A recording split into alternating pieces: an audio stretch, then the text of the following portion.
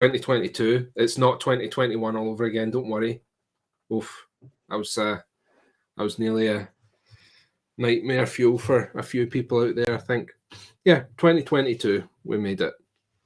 So, yeah, it feels like a while since I've been here. I had a pretty difficult December with illnesses and things, but we made it to Christmas, fortunately. And the plan is that I am going to kick off the first Play Weird stream of the new year with one of my personal hobby resolutions that I've set to myself. Hey, McBluff, Happy New Year to you too, fella. I'm doing great now. If you spoke to me on the 5th of December, you would get quite a different answer. I had a bout of norovirus, an early Christmas gift from my eldest son. Brought that back from his nursery, so that was not pleasant. But I'm back on my feet again. I'm back painting. So I hope you had a good holiday too, Kyle. Hope Santa was good to you. And good to have you, Mulslan. It's a name I haven't seen before. Thank you. Appreciate the well wishes. So, people that have maybe watched the stream before will know that I've been talking for a little while about doing a Hamelin crew. And I have painted bits and pieces from the weird range here. If you go on my Instagram, you'll see I've got Lady Yumi, who incidentally was my most popular model for 2021 when I looked through all of my insights. So yeah, go and take a little gander at her if you haven't seen her already. She's equal parts terrifying and stunning. And I've painted I forget her name. I painted one of the alternate 10 Thunders crew leaders, a Sami Tanaka. There we go. I painted a Sami Tanaka, and I've done some bits and bobs for Hoffman.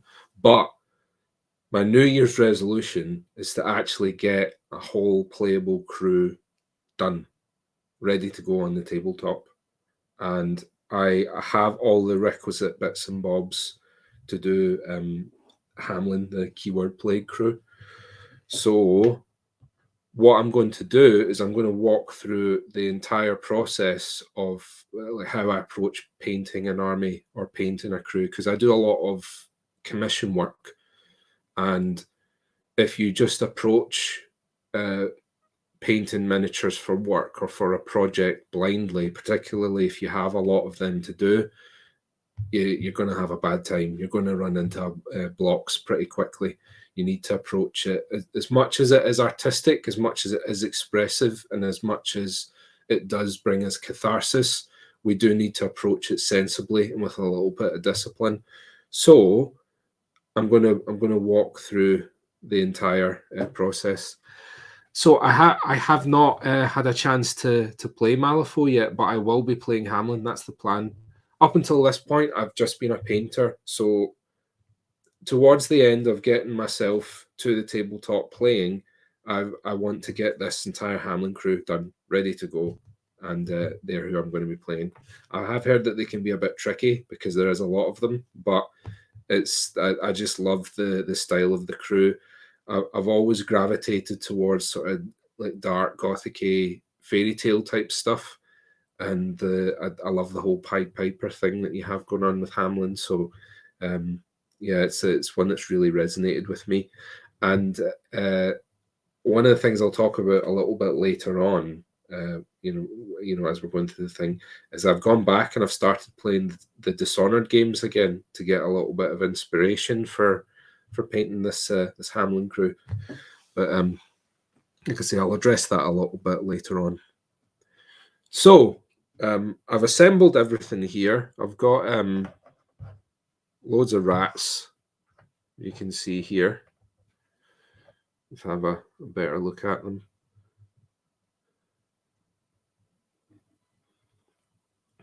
This one's quite fun. I was thinking that we've got this broken pipe here, and I might do some like gunge or something coming out and squishing this poor rat because he looks a bit like he's flinching away from something. So I don't have the tainted filth box, but I will pick that up eventually for these guys. So this is the Hamelin core box and the Brotherhood of the Rat. So I have, between those two boxes, I've got 12 rats to paint. So one of the things that that you'll notice is there are actually there are 4 rat sculpts in the set, and they repeat. So essentially, it means I've got 3 copies of each rat sculpt. So one of the things that you can do right away to create variation when you do have duplicate models is in the basing. So got 2 identical rats here, but I've done the basing a little bit differently. Let's see if there's one where it's a little bit more apparent. So I've got, actually, here's a good one.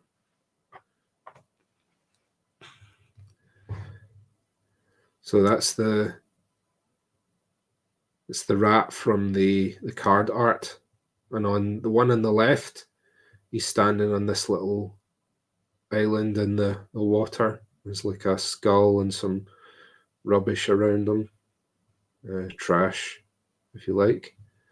And then this guy's on like a collapsed walkway. You can see the brickwork there. And we'll put a little bit of water effect in here. So I've actually used some of the sewer bases on some of the other models, like here. But the idea with basing these guys in order to create variation, but also to unify what can be quite a disparate collection of models, because you've got like these rat kings alongside you know, the little children here. So one of the things you can do to unify what can be quite a, get that to focus, quite a hodgepodge collection of models is in the basing. You can do it through how you paint them, but you can also do it with how you base them. So the idea essentially is that if we were to line up all the bases together, it would basically create a kind of a vignette. So you have walkways that are still somewhat intact alongside those that are starting to collapse, or almost to the point where it's like emerging into like a cavern, like slightly being reclaimed by nature. I've got bits of rubbish, trash. I've got this guy here where he's got gears sitting around about him, like so. But the basing's all done.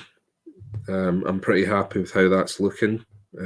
We'll get a better idea of how successfully that's worked once we've painted things up. And what I've done to prepare these guys is I've primed them, and then I've sprayed them all with a bit of dryad bark, because again, to help create a sense of visual harmony with all of these different models, I've sprayed them all with dryad bark. And what I'm going to do is I'm going to add that to a little bit of the various colors that we decide to use on.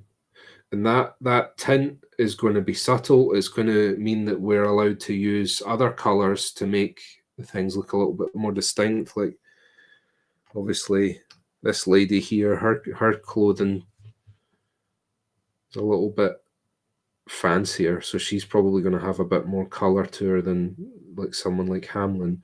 But because we're going to have that dryad bark tint through everything, it's still going to allow everything to harmonize. So we've done quite a bit of planning just with the paint and the assembly there. That's going to help us. We've got this color that's going to that's going to tint through everything, that's going to help to unify them. We've got a fairly uniform basing scheme that allows us to be a bit more creative and to create a bit more variation with the duplicate models. Everything's assembled. What happens now? Well, now we're ready to paint them, and now we need to think about the order in which we're going to approach painting them, because although some people maybe just pick a model randomly or they'll pick one that they like, in my opinion, if you're wanting to get something done in a timely manner, you need to approach it with a degree of discipline.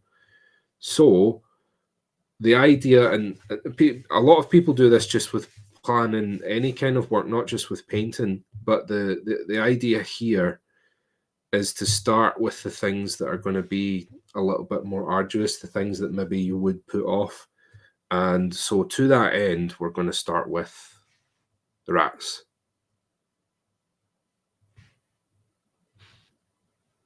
There. And we're going to batch paint them. So we're not going to spend loads and loads of time laboring over these rats. We're going to get them done, and we're going to get them looking good to what people would probably call a high tabletop standard. It's what we're aiming for. And it means then that we can invest a bit more time in the characters that matter a bit more, that we can really take our time with Hamelin and have him looking really impressive. So, enough preamble.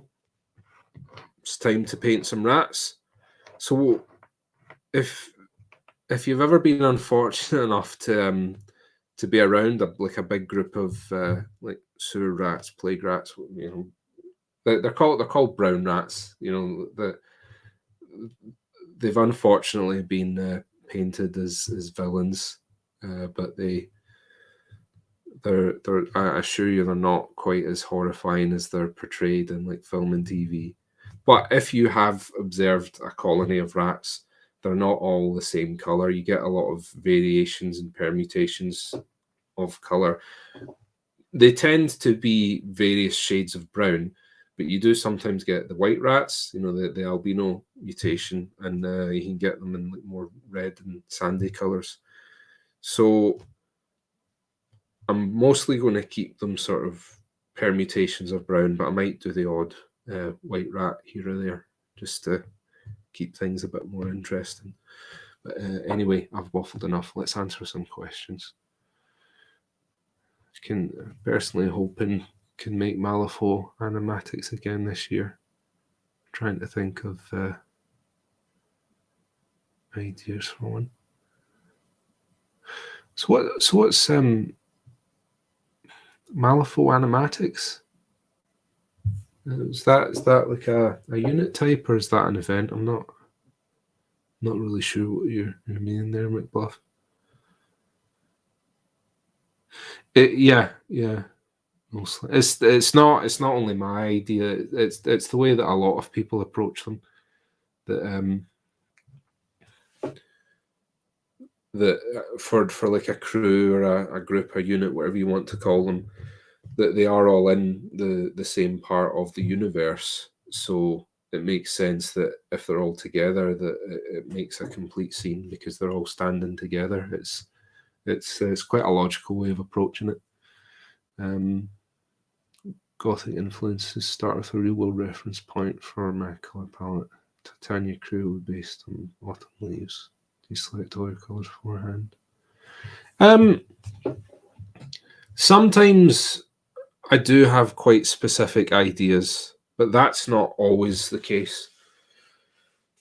But for these rats, I do have a pretty good idea of some of the colours that we're going to use. So I'm going to start actually loading the palette up right now.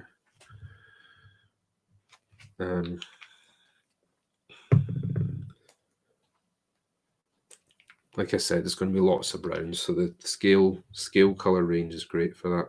They've got loads of different brown colors. So some will be like a very definite brown, some will be a greyish brown, some might tend toward a slightly reddish colour.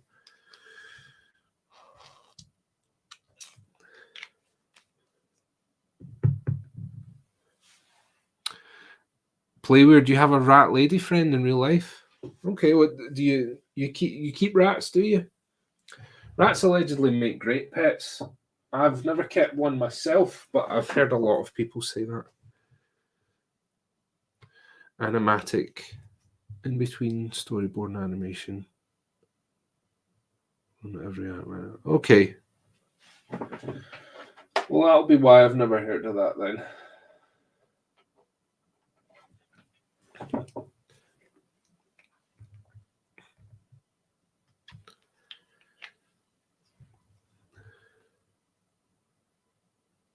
Central.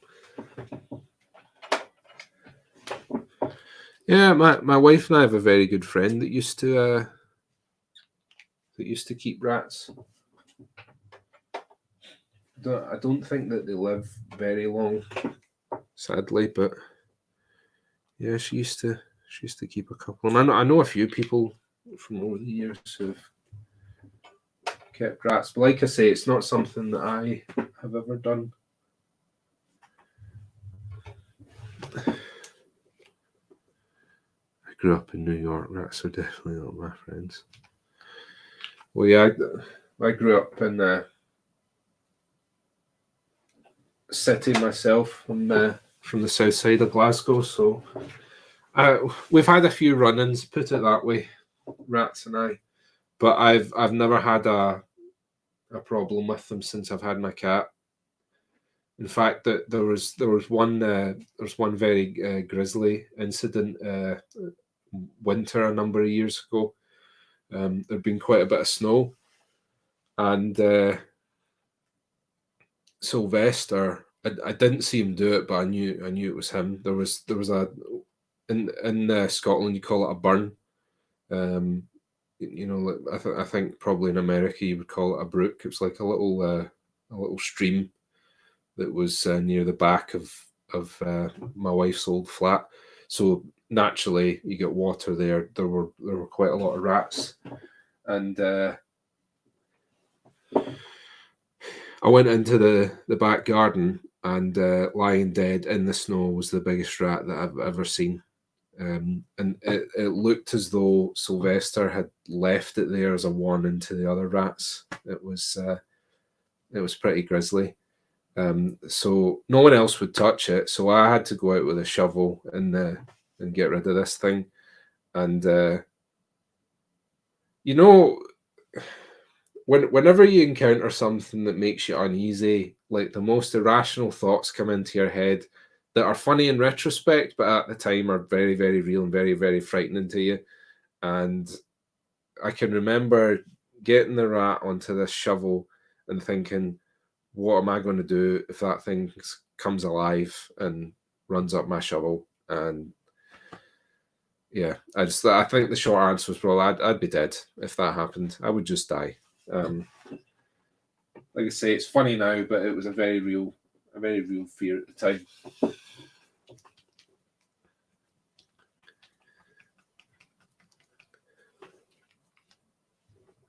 Rats always seem a lot bigger when you encounter them in person than they do in reality as well.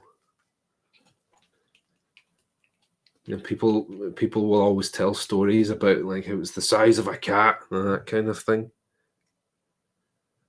It's never just a normally proportioned rat, is it? So we've got loads of brown paints on the wet palette here, all ready to go there. But we do want to have a bit of red also, because these are not regular brown rats. These are Malifaux rats. So they are much bigger, and they're a bit evil as well, I think, by all accounts. Hey!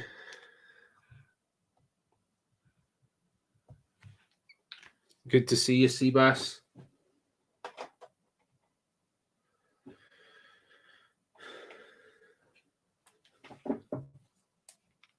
Well, it's the month of the rat here. It's actually the year of the tiger this year.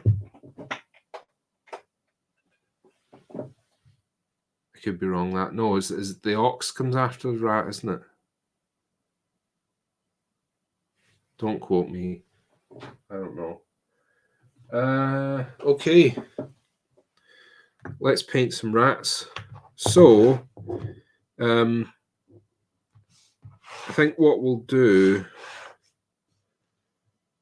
is we'll take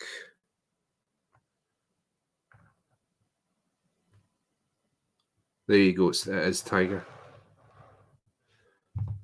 We'll take 4 rats, and what we'll do is we'll paint these in the initial color scheme, and then we'll do the next lot. So we're not going to worry about the base. We'll come to that later. What we're going to do is a bit of dry brushing. That brush is a bit of a mess, so I'm going to use this one. I think it's a bit on the large side, but so I've got the Army Painter. Say moderate dry brush. It's huge.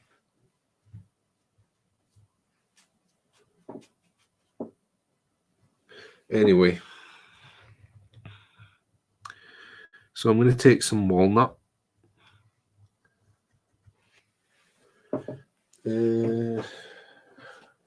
Thought I don't know a bit of.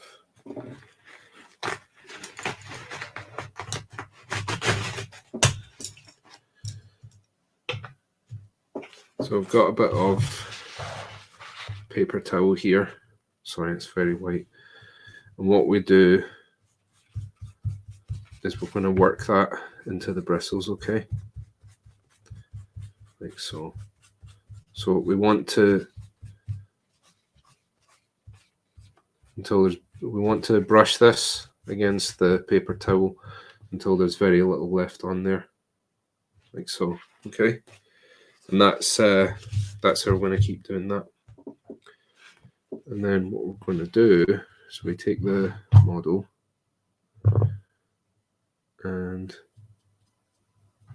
you start brushing that one like so. So there's already quite a bit of fur sculpted onto this guy.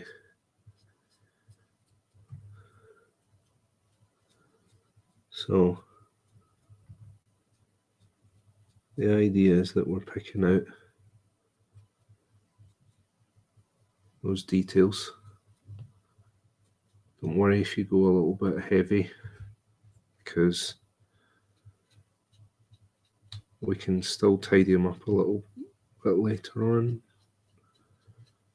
We're not going to do just one layer of this as well. We're going to do a couple of different ones. Okay. There we go. And I'm also not going to use a brush this size for all of the dry brushing because it's just too big. So there we go. The brick effect I created using, it's a company called Joela, and they make tiny little clay bricks. So what I did was I rolled up some milliput,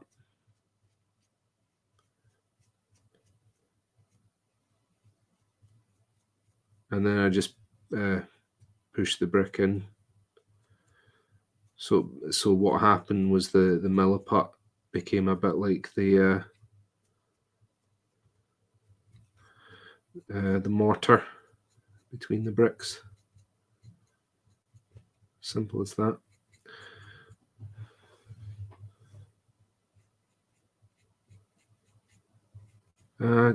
Give me a minute and I'll check the packaging. Don't worry at this stage if you get some of the paint on the base, because we're going to work on that after we've done the wrap. I'll just get this dry brush done on the first lot, and then once you've shown it like that, I think we can maybe do it a little bit quicker. So this brush isn't all that great, to be honest. It's shedding a lot.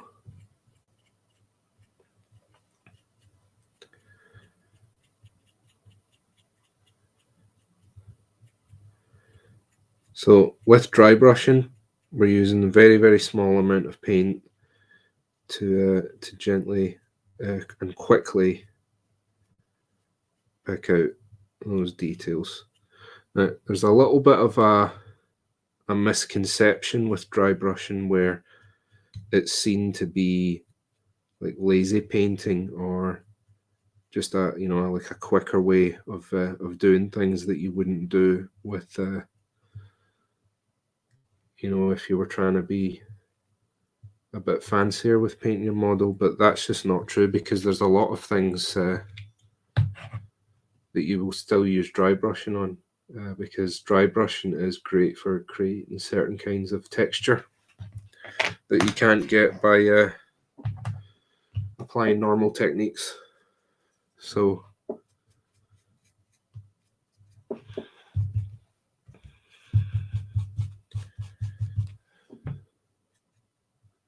it's still a bit wet there.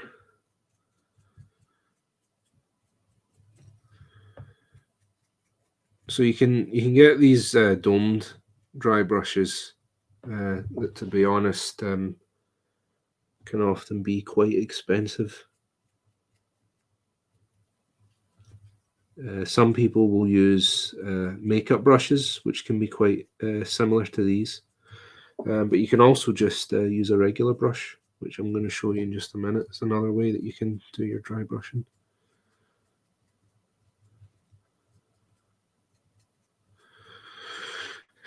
But yeah, don't even if you're trying to improve your technique, don't throw out dry brushing. Don't despise dry brushing, because sometimes it's very much appropriate.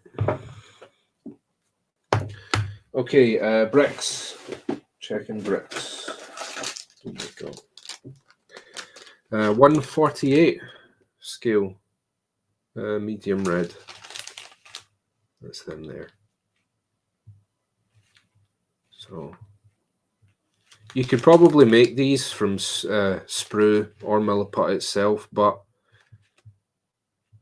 if someone's already made them, it'll save you a lot of time. And I don't think that they're too expensive. I bought a lot of them when it was a while ago, so I've not had to restock on them recently. But you do get a lot, and that's a bag that's been opened and I've started using. So that was dry brush technique number 1, was the domed brush. So what's the other one? Well, I wouldn't do this with a nice clean brush, a nice new one. But another thing you can do, so I'm going to mix a little bit of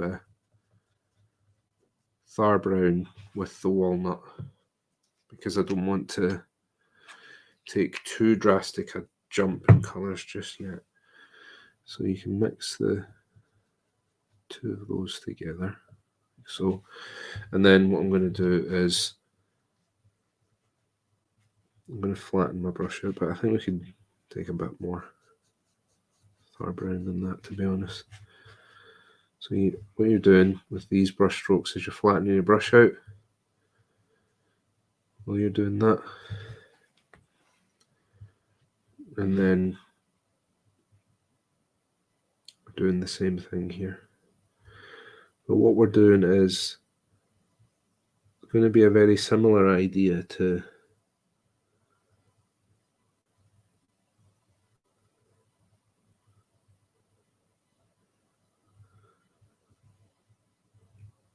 if you were doing normal layer, and we reduce the coverage a little with this lighter area.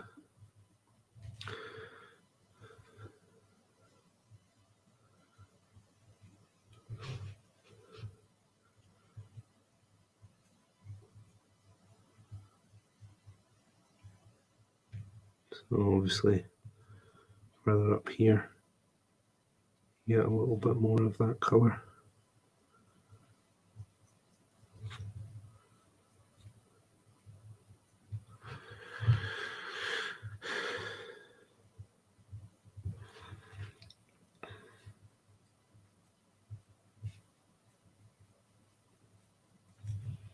So I'm not worrying about being too neat at this stage.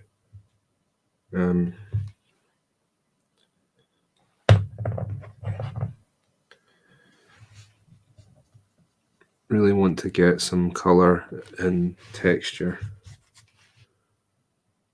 into these boys. So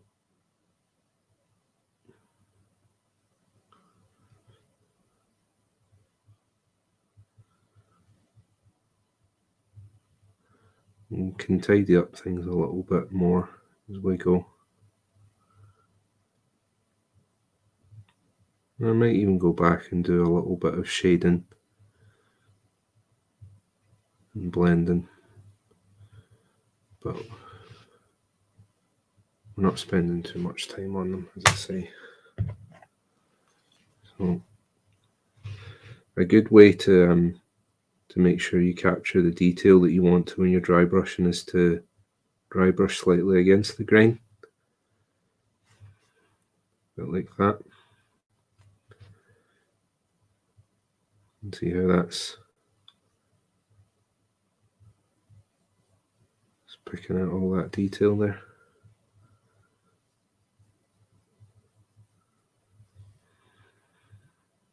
That side's better, I think.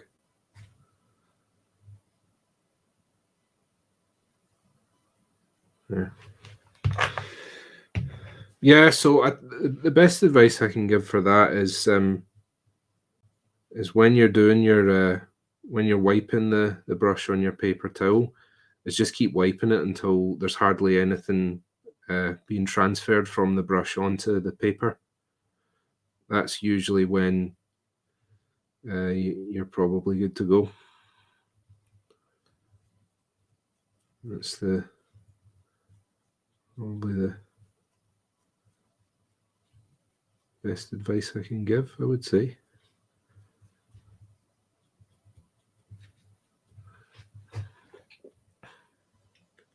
There we go.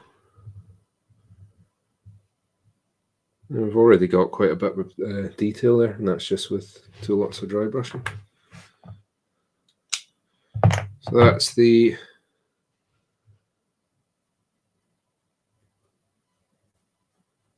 initial dry brush on our first couple of rats done.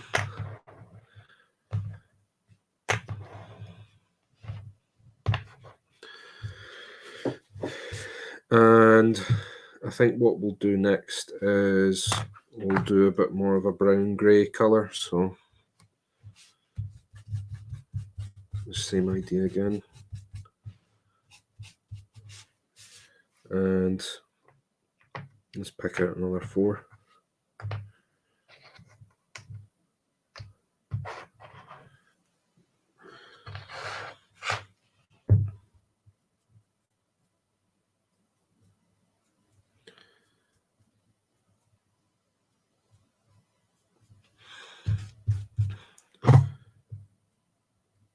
A little hair in the back there. Okay, so again, going for the permutations of brown, but it's more of a brown grey colour this time. Again, not too worried about being super neat. Colour and texture is what we're going for.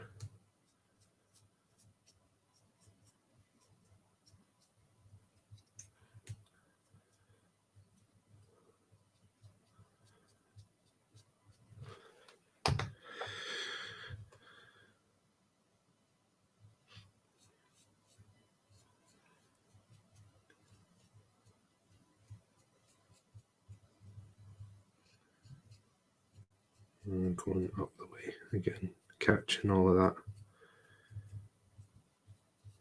that really nice fur texture, that fur detail on them as we go.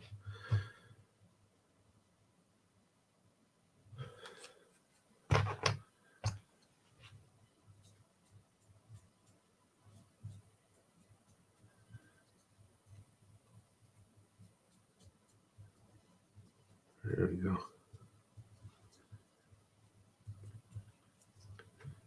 So really quick and simple.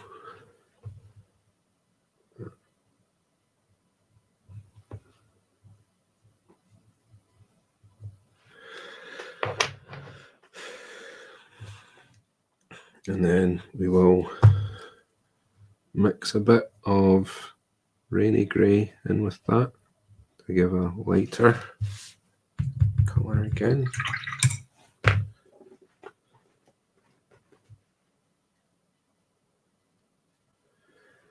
Right, that brush is a wee bit past it, so I'll pick something else up. Got this old Winsor & Newton, so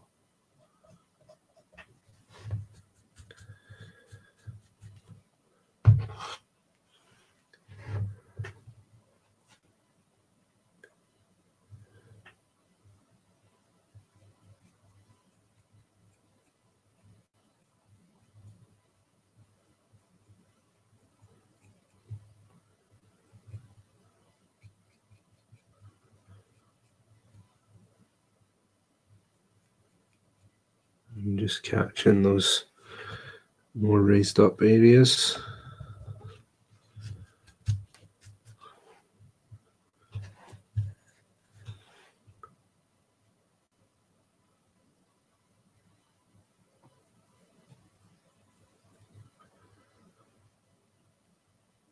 So although you're dry brushing, brush control is still important. You're still paying attention to how much coverage you're giving subsequent layers.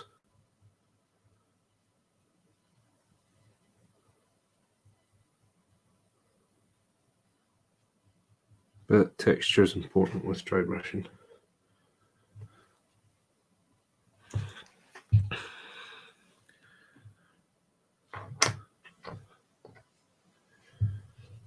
There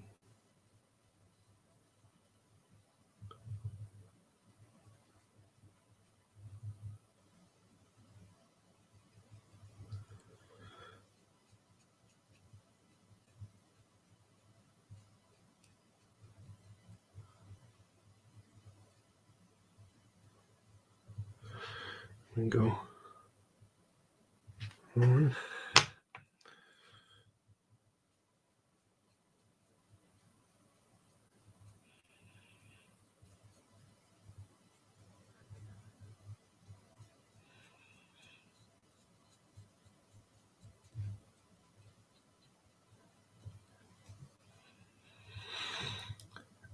I did see it at McBluff. Yes, it's not something I'm familiar with.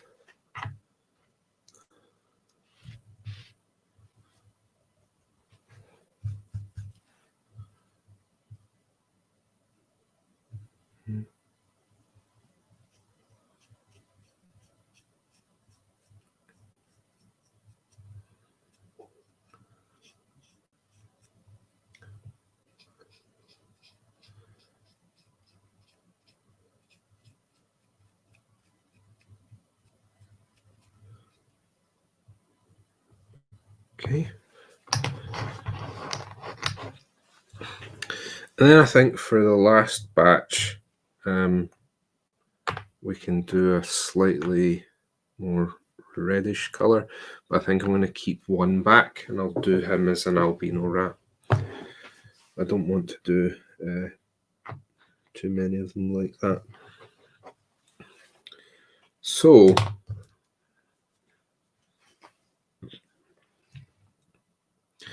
I think we'll start with Dubai brown for that, and then I'll mix in a bit of Thar brown.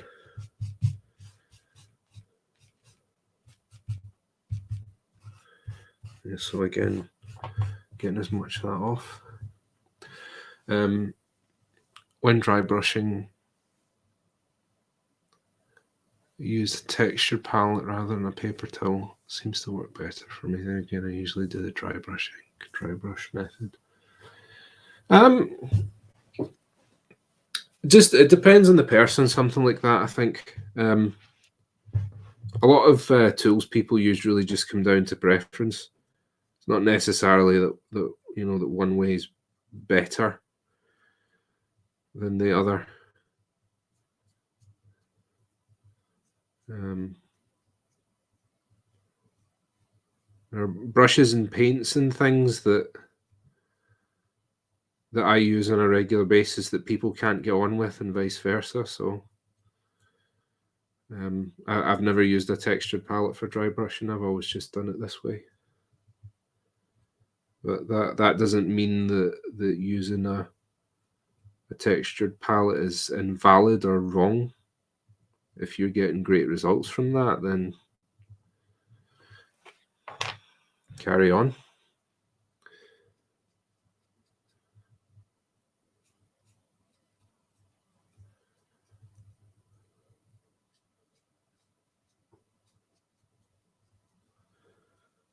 There you go. So it's a sort of richer color that we've got there.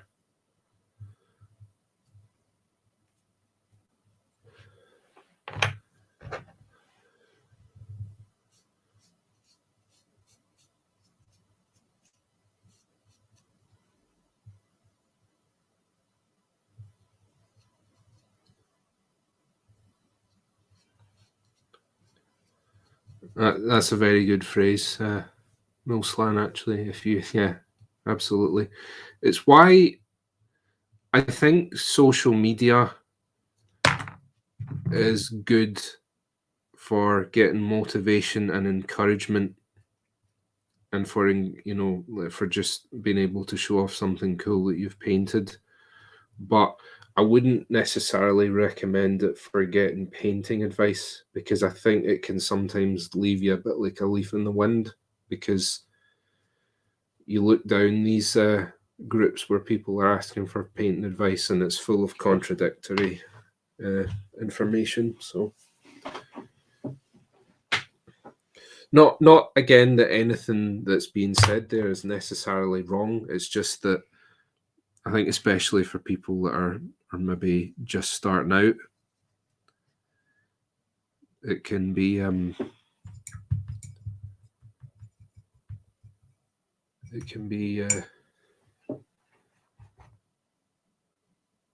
detrimental, because they can end up at a bit of a block because they're at a bit of an information overload,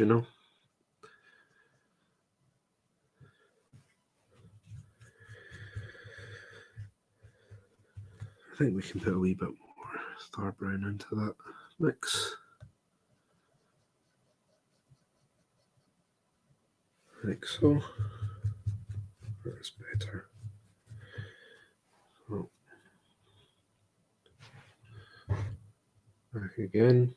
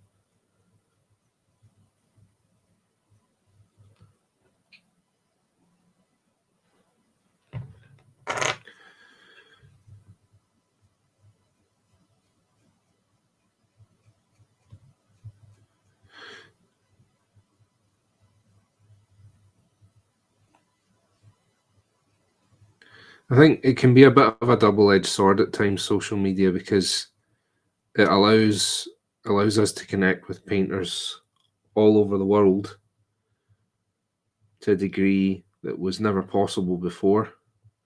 So it means that a lot of things that were previously seen as niche aren't so niche anymore, because these people are all able to connect with one another. So it's allowed a lot of communities to flourish, but the problem equally is that there are no qualifiers for posting on social media. So it means that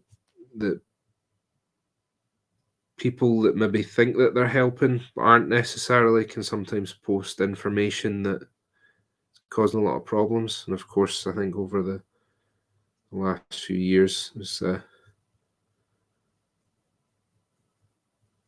we've seen a lot about that, haven't we? Like in to a more serious end. There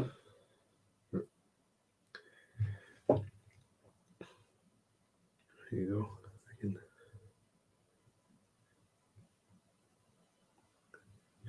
So before we start altering colors too much, I think one of the things that we want to do is to get all those base colors down and then make a decision on anything we want to change. Because like I said, I think we might want to do some shades and some washes on that to try and pick out a little bit more of the detail. But we want to get those base colors nailed down before we do that.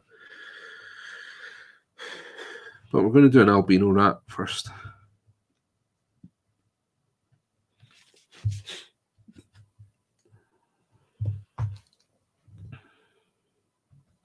So just straight Thar brown for this. I've still got quite a lot of the other paint stuck in there. I'm going to leave that one. Just stick to the smaller brush.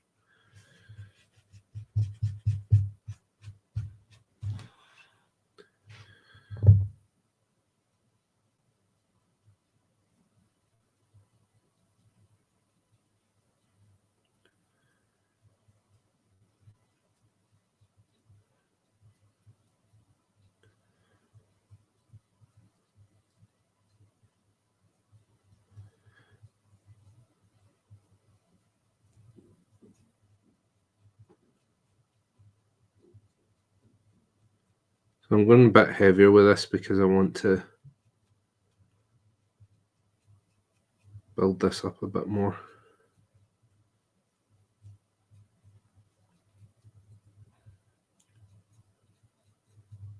So maybe do a couple of the Thar brown before I move on.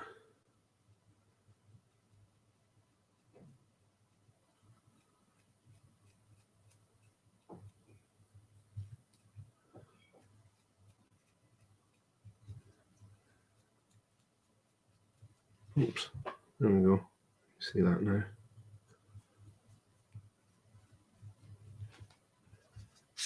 Oops.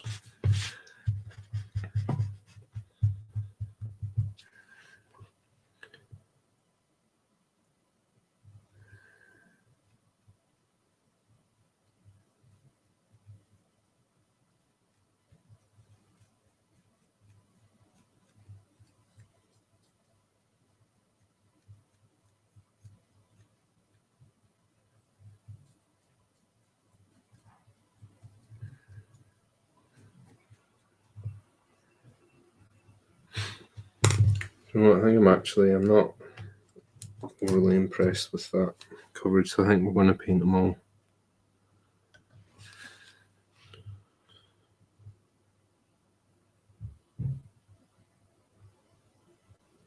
And then what I'll do is I'll let them dry.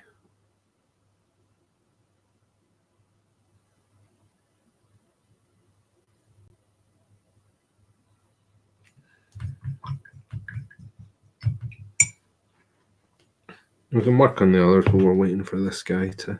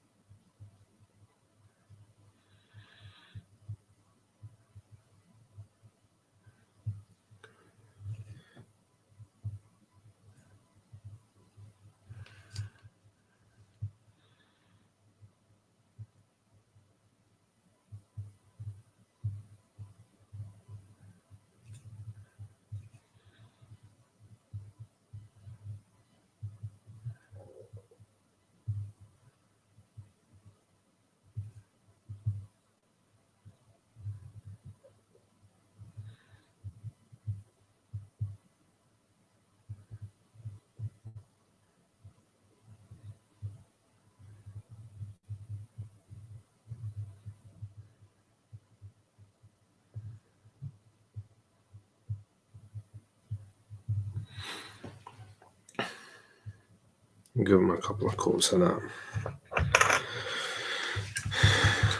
So we've got our other rats. What are we doing with them?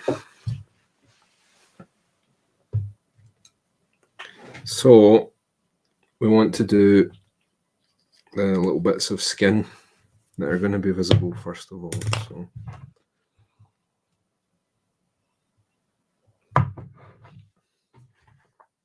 So I said earlier dryad bark was going to be our tint colour. So let's get a load of that on the palette.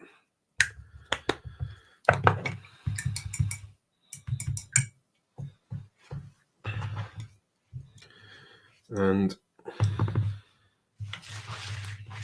get them out the way just now.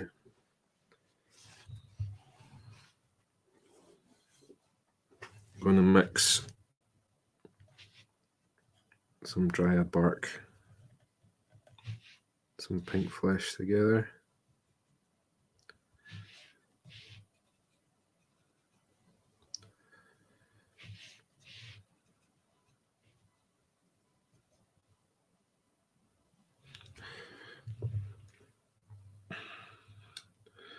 And then that's going to go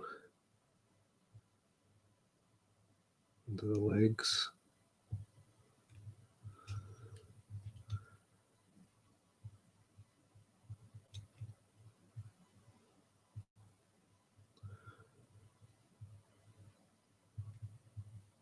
Tail.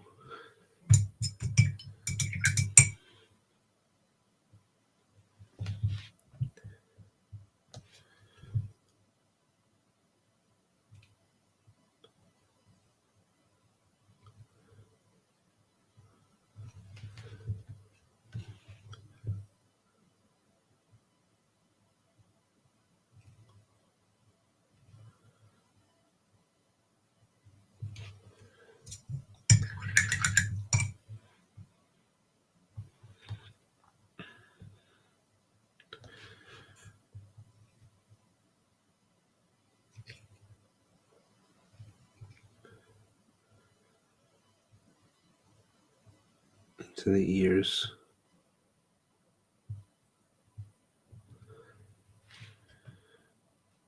And then onto the nose as well.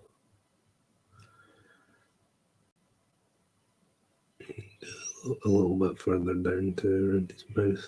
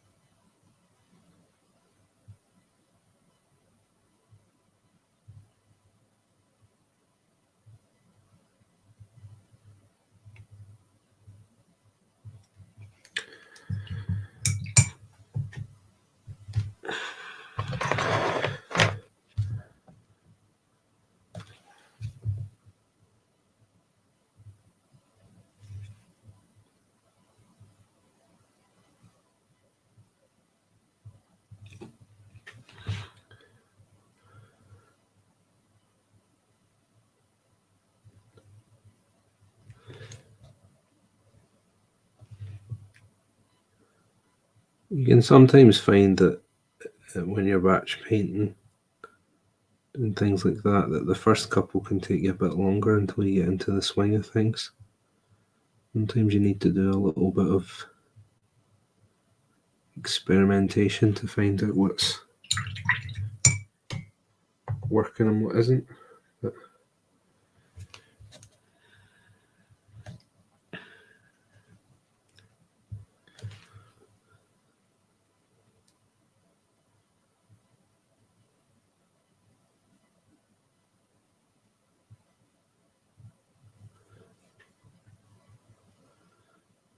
am I going to name the rats?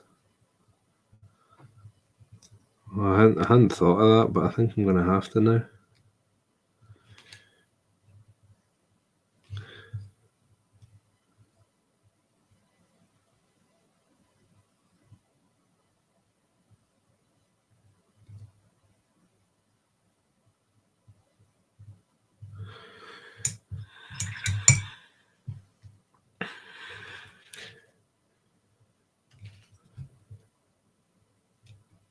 And pure pink on top of that.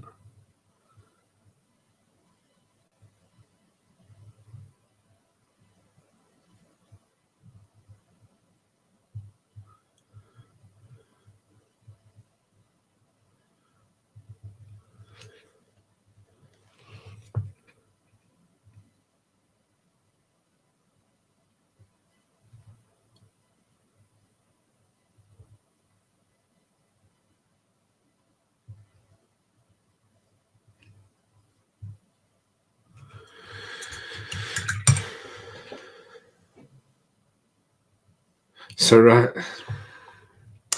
it's Professor Rattigan, will have you know. That was one of my favourite films growing up.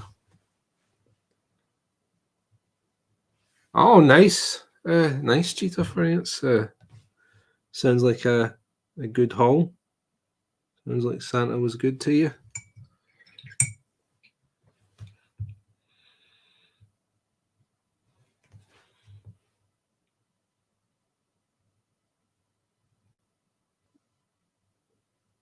What I'll do is I'll just shade them a little bit while I'm here. Got a Rat King there. Beautiful.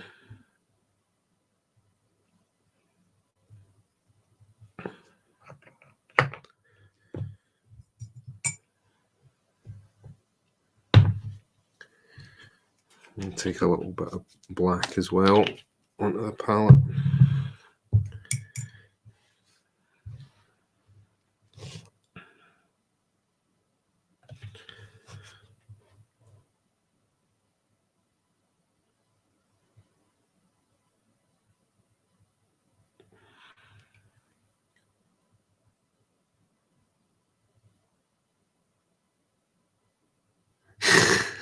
Yeah.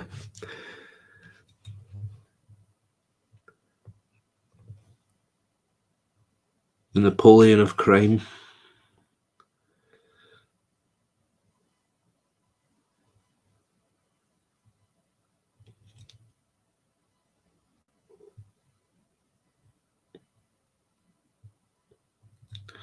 I never got to put it up this year, but I actually have a Basil the Great Mouse Detective tree ornament.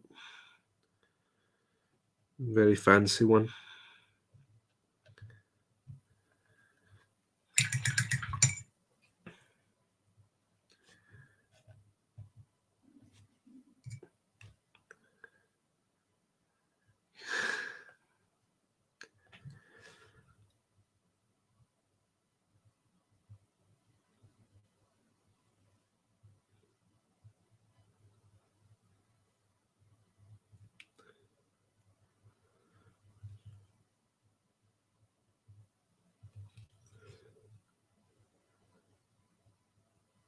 A little bit of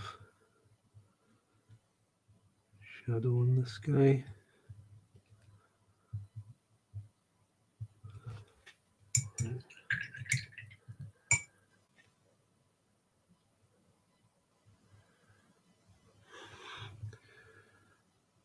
We need to get his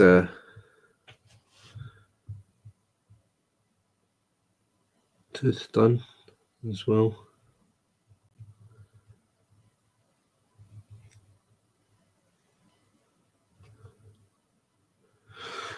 I have no idea about that. I am but a humble painter. I'm not privy to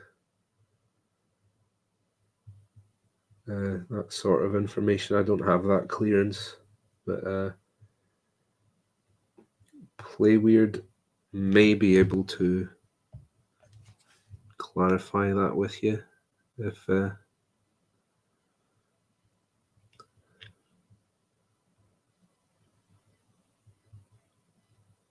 weird father has deigned it so.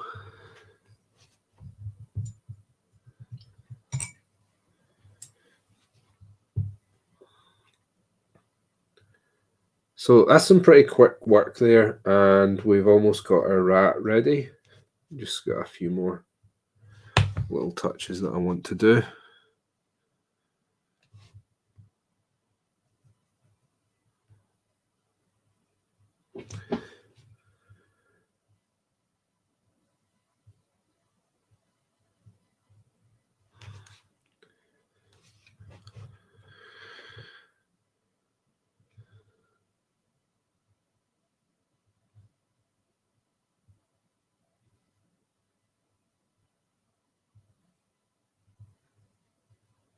Including some very nasty teeth.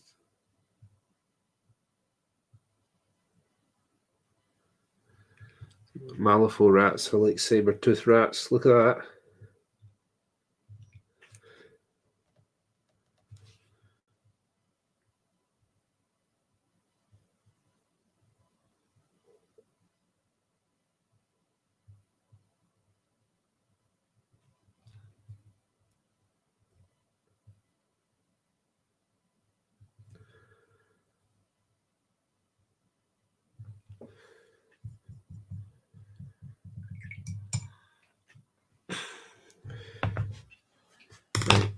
Right. Take some other colours. So a good way to speed up your painting is to set your palette before you get started as well.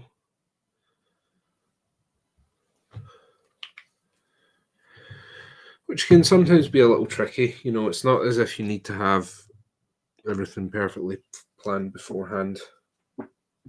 I seldom do, and very often I'll end up changing what I'm doing part way through.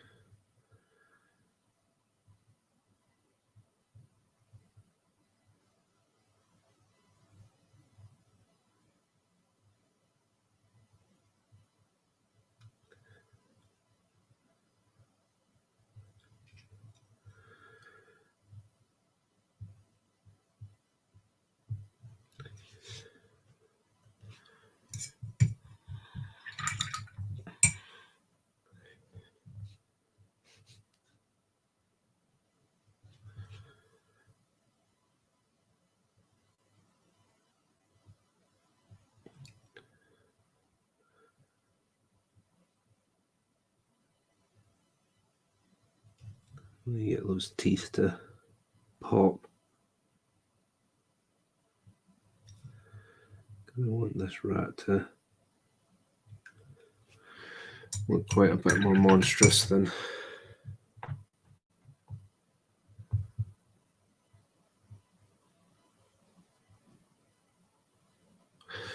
So I've got the Explorer Society starter set, and as someone that's been painting for a while but just starting to play, those sets are pretty useful because you get a measuring tool and everything like that in there as well, and then you get some models that you're going to be able to use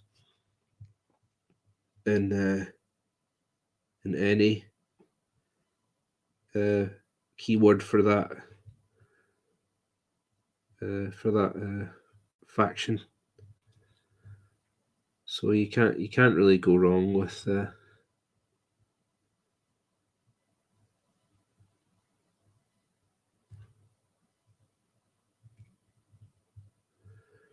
those sets.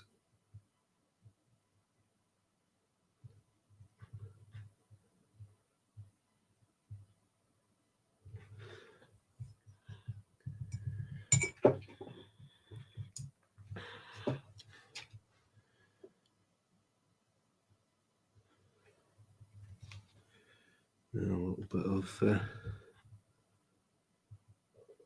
white sands.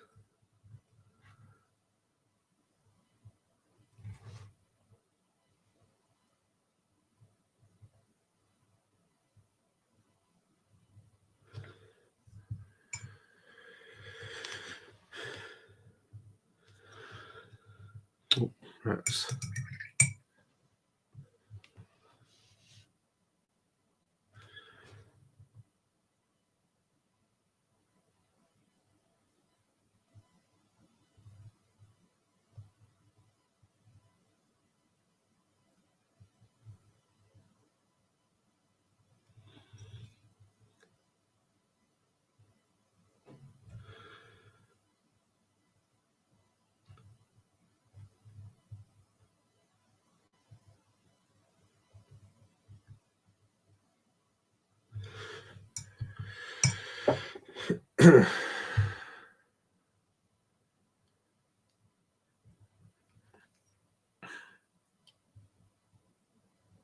And then we want to do his eyes.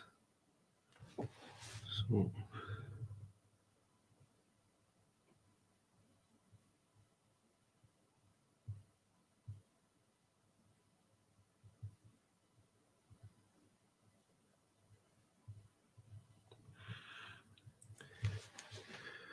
going to give him the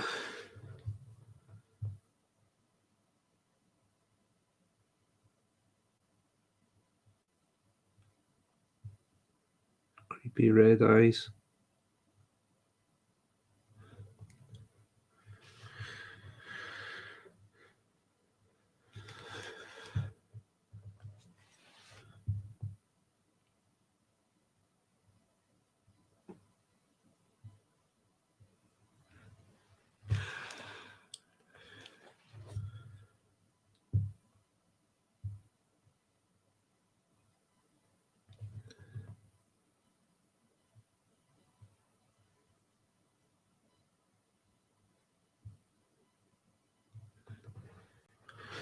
There we go.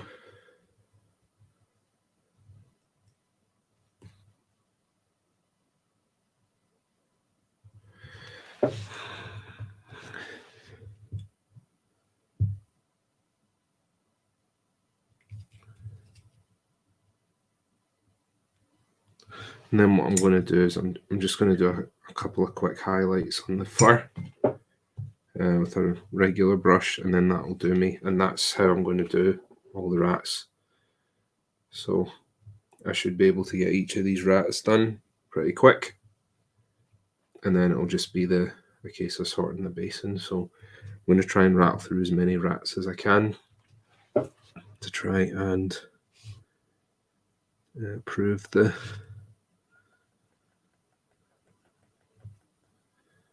worth of the technique.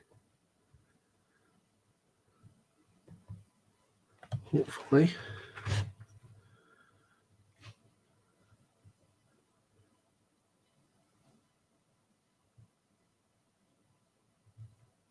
I think that's a bit too stark. Let's get rid of that. So with the help of Jess's patented finger eraser.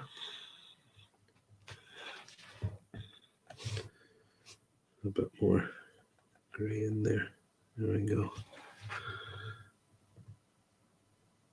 And just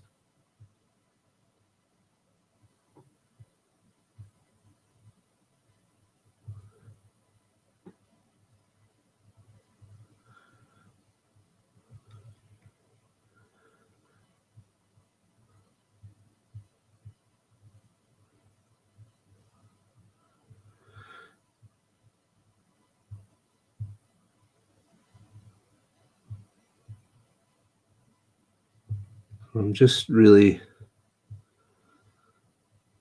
doing a little bit of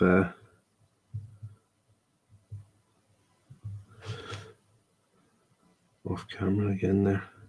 Apologies. A little bit of over brushing.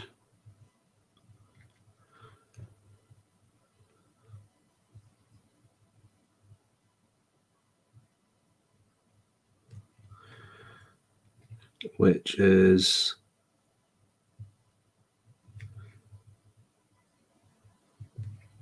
basically dry brushing with a wet brush.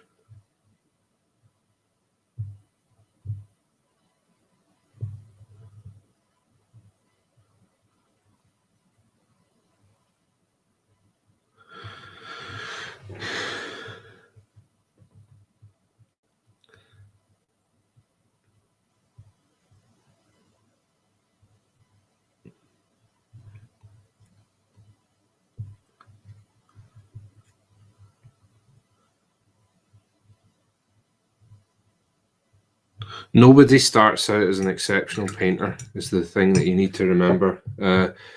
You're going to have to paint your first terrible model sometime, unless you have a background in illustration or something like that.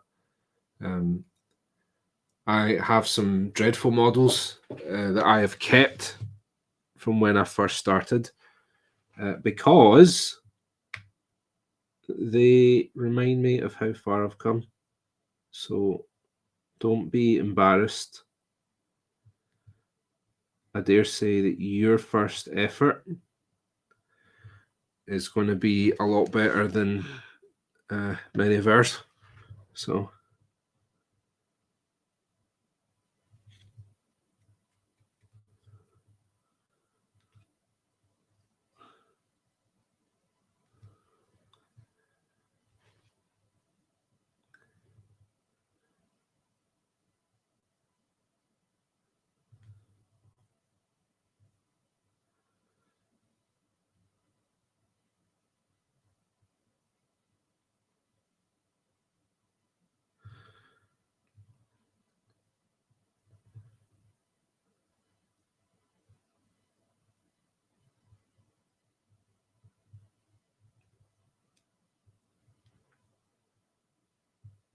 do I get paid in minis for painting on stream? No, I get paid to do this.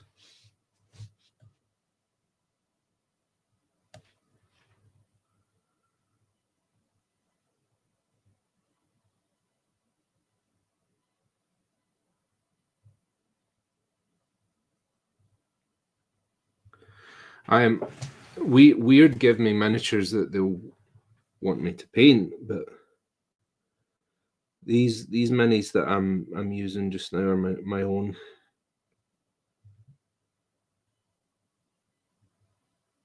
Oh. Well, it's been good. I get a lot of free reign with what I want to do. They're all open to my mad ideas, which is nice.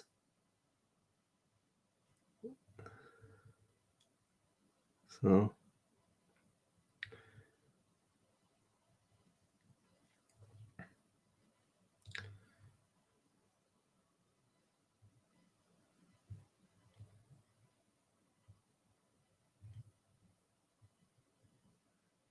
yeah. So I think we'll do a quick eye dot, and then that'll do us. A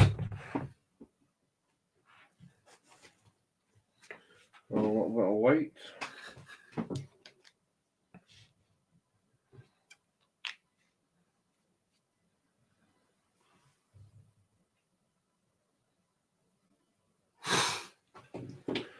I don't know what you mean by that, Mazamini.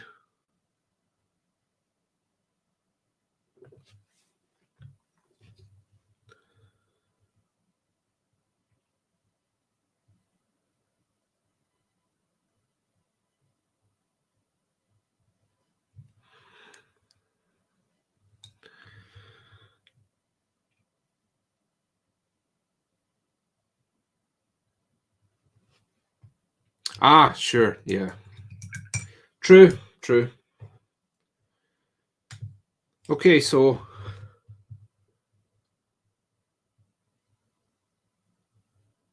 that's pretty much going to be.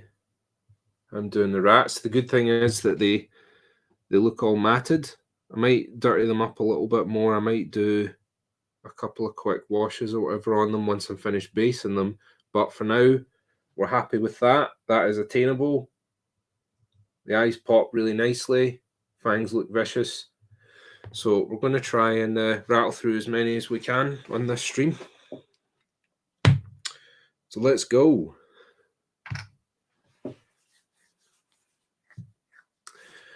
I used to use them. I don't use them so much anymore. Very often I'll just use the thin down acrylic paints, but if I want a transparent cover over something, I will either use contrast paints, or I often use, since I got them recently, artist inks.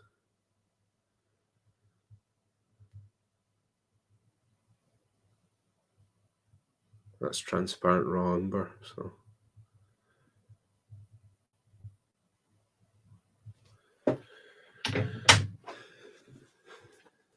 The Null Oil and Agrax Earthshade are expensive for what they are. That's the, and they're actually artist inks mixed in with a bunch of other stuff. So you'd be better getting either them or, like you say, the Vallejo inks that you've been using. Right, what's going on here with this lot? Try to remember who's been done in what color.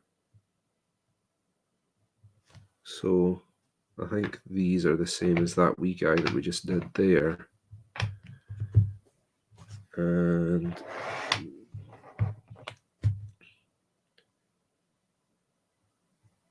yeah, they're the walnut ones, and they are the Dubai brown ones. So fine, good. Right.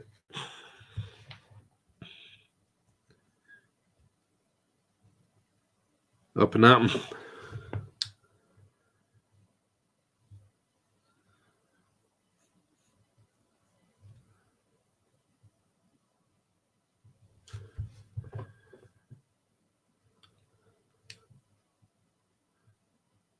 I don't think I've used the Vallejo inks very much, I have to say.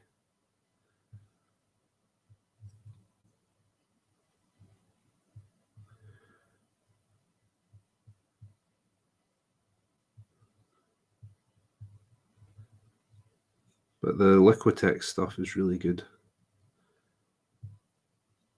I just have the primary colors set, but you can get all kinds of stuff.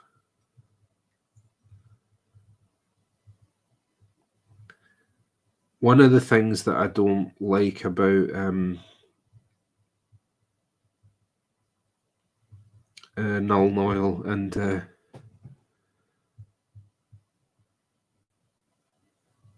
Agrax Earthshade is that they're formulated so that they run into recesses,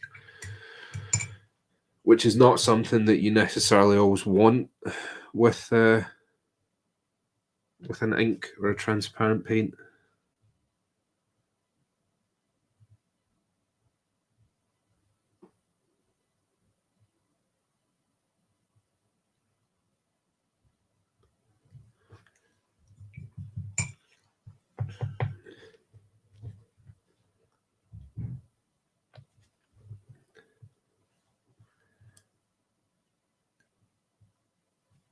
Tattoo inks. I've never used them. I don't think I've ever heard of anyone using them, but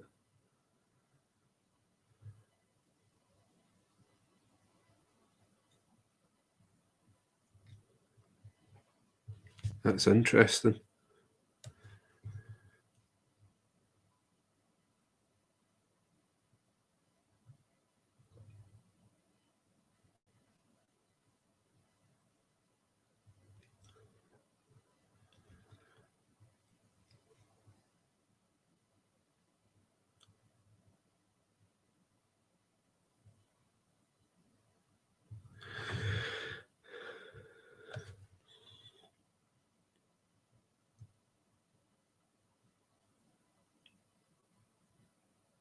So the idea, for those of just joining us, or I'm not sure if I mentioned it or not, we've got 12 of these wee guys to paint, and they're cool models, but when you're having to paint 12 of them, it can be a little bit mentally exhausting. And I found sometimes with things that are a bit more arduous, a bit tiring, that personally, if you can find a way to put them off, that I'll see you later, Cheetah. Sorry, I never saw that. Thanks for joining us.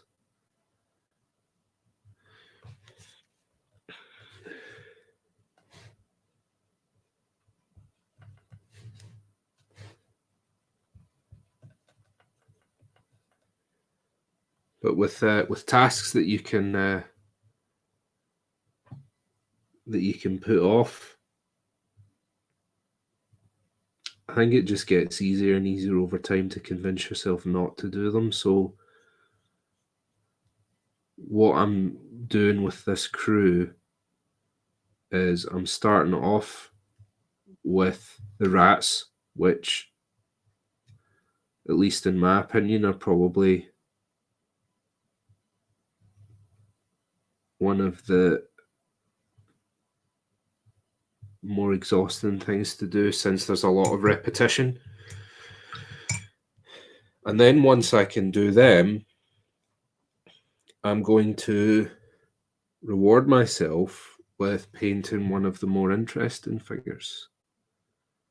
And then once I've done that, I will paint the two Rat Kings, and then I'll paint another one of the more interesting characters.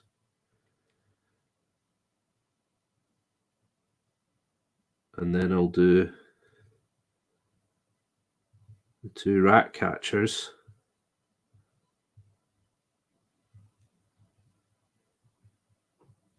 Or the two totems. But you see, what you're doing is you're not doing all of the more arduous stuff. So you're not doing batch painting, batch painting, batch painting.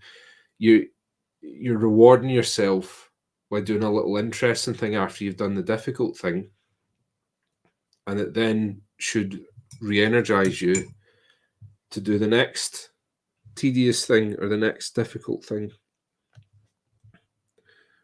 So you've got this systematic approach for doing it, and before you know it, you'll have gotten through a load of the crew.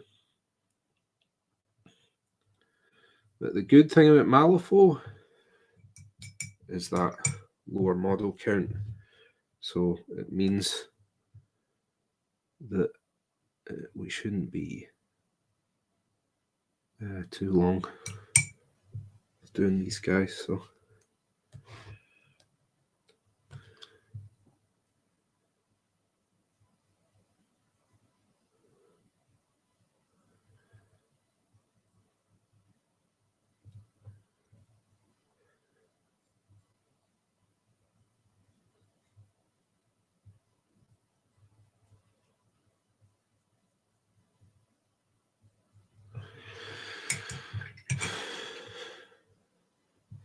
Oh, okay.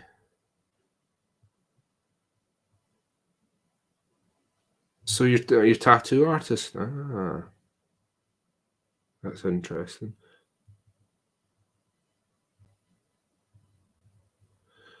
I've tried that method before. I don't like it. I prime everything black. I don't like priming white. Yeah, so when I'm doing a big commission, I'll do a similar thing. Like if I'm doing an army for someone, what I'll do is I'll paint a unit or squad, then I'll do a character, and then I'll keep going on like that. So it means that you're giving yourself little breaks. You're changing things up. Plenty of gear changes in there, and I've uh, I've never had a problem since doing it that way. So like think about it almost like unit character, that kind of thing. So in the game like Malifaux, if you've got like the Hoffman crew, what I'll maybe do is uh, 3 hunters, then do Melissa, then do the what are the wee flying dudes called again? Watchers, then the 3 watchers, and then you do a peacemaker, so on and so forth. Oh, your son does Gundam models. That's cool.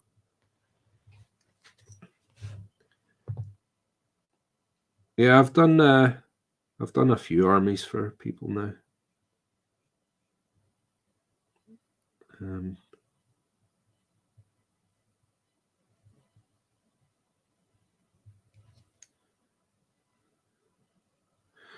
I've also painted single models for people.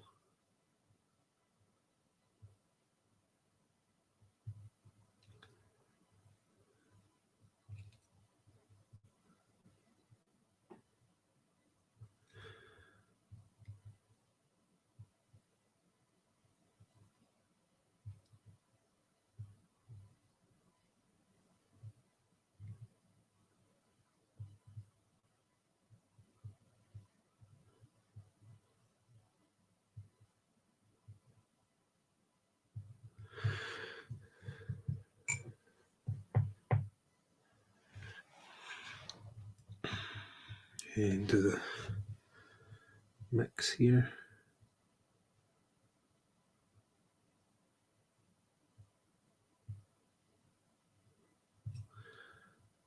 Do that.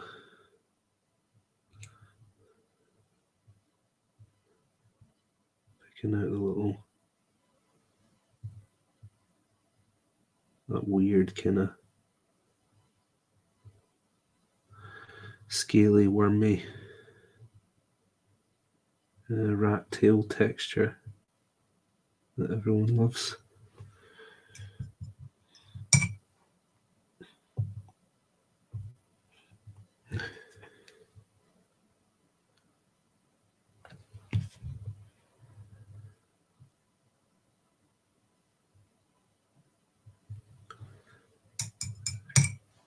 A little bit more in there, I think.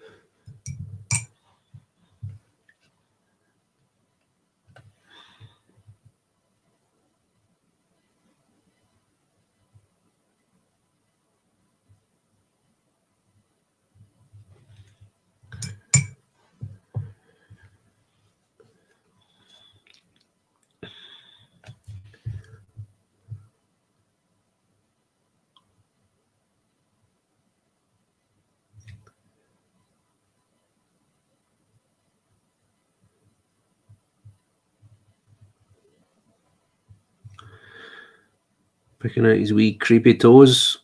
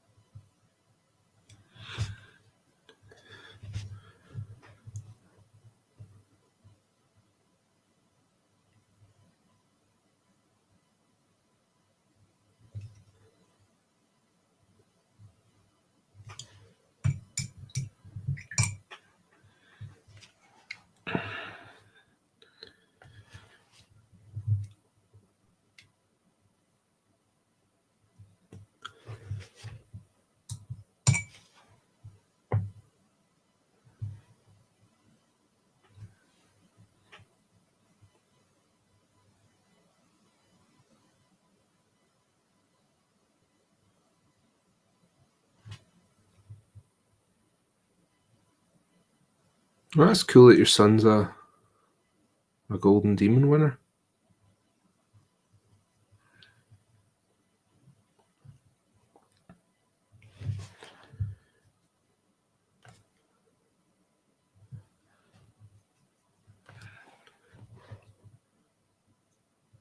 Get a little bit of shadow in here.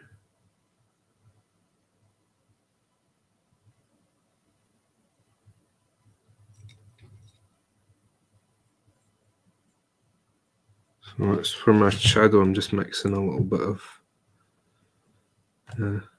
dryad bark with black.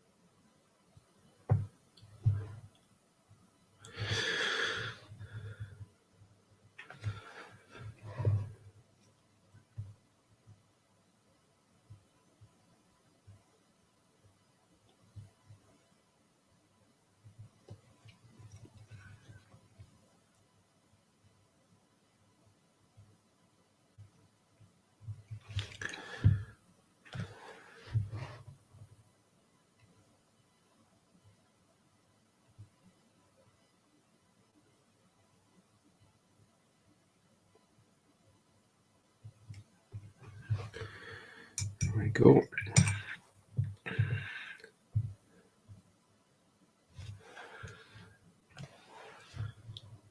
Get that eye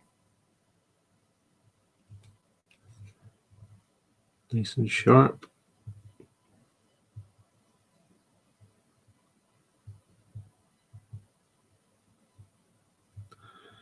Nice and bright.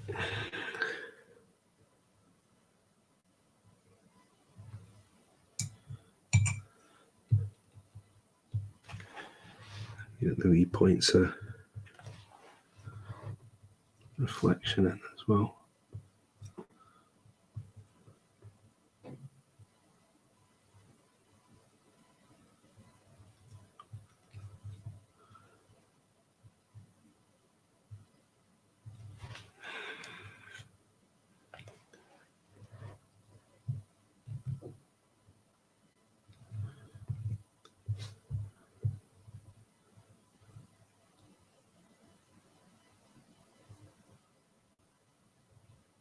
There's a little bit much there, I think.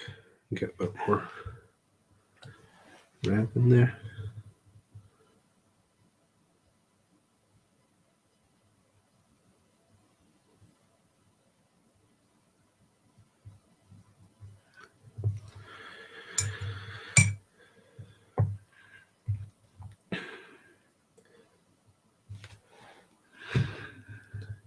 And then I'm just going to very quickly pick out a few highlights on them.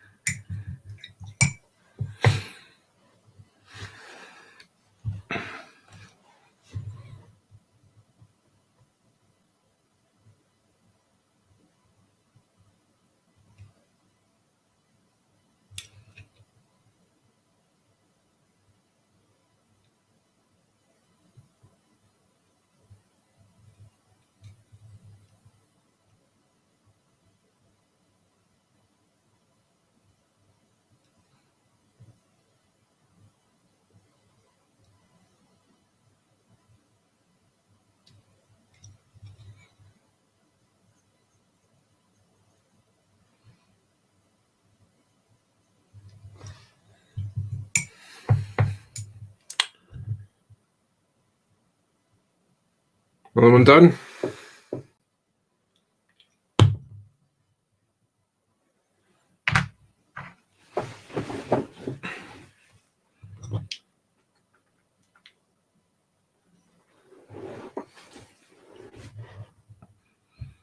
Yeah, I'd love to go to Las Vegas Open myself one year.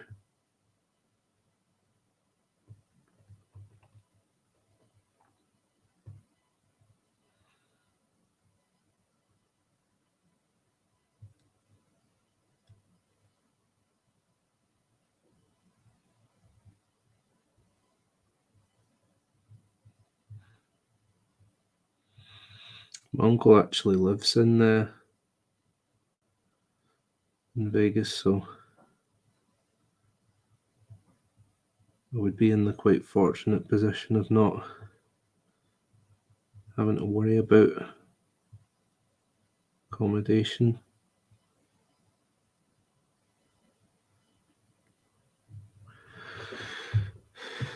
which I understand is a big expense.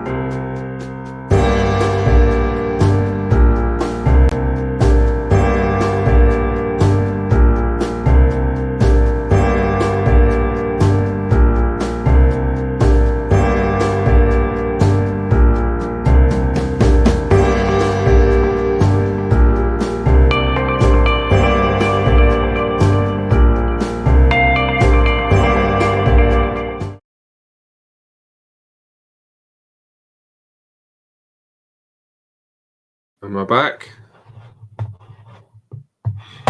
Got you back. Good save. Pulled back from the void once again by Play Weird.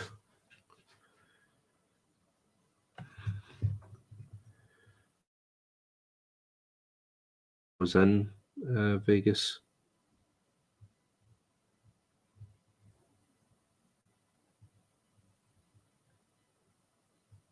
It's been over 10 years now, I think.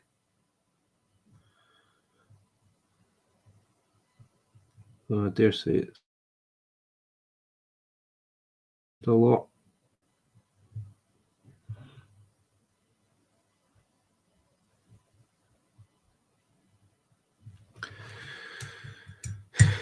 Thank you. Thank you for the welcome back.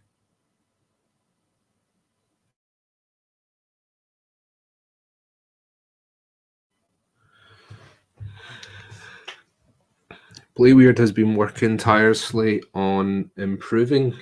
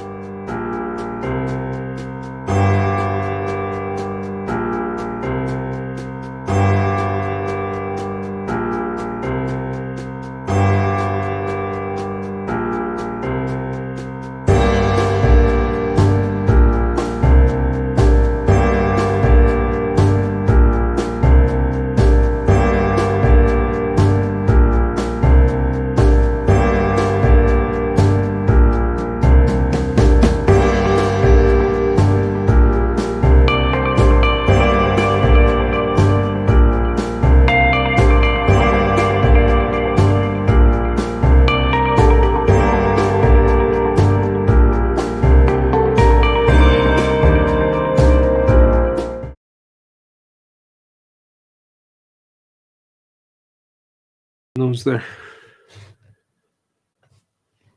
Try and tidy them up a bit and make them decent.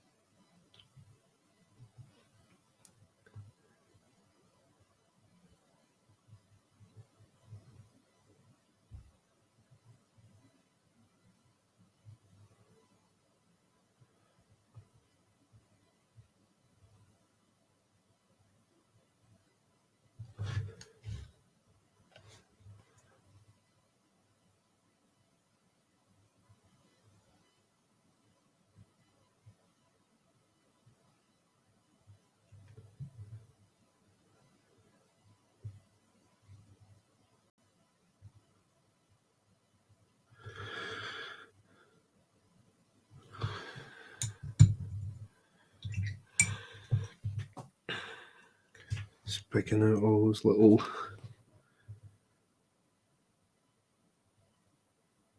pink bits that rats seem to have.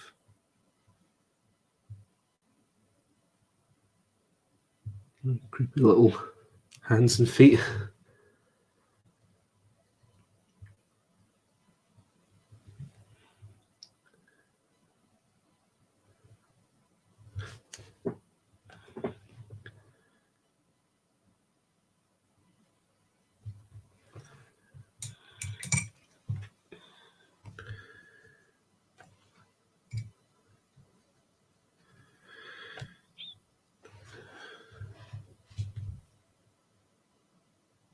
Oh.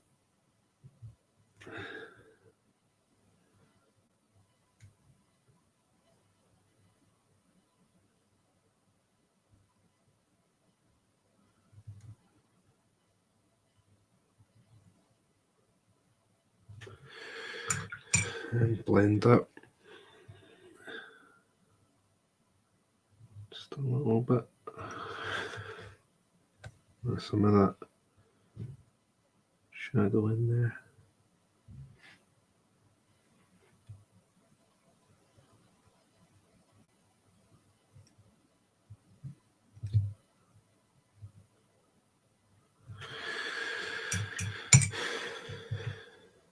As miniatures go, these guys are pretty small.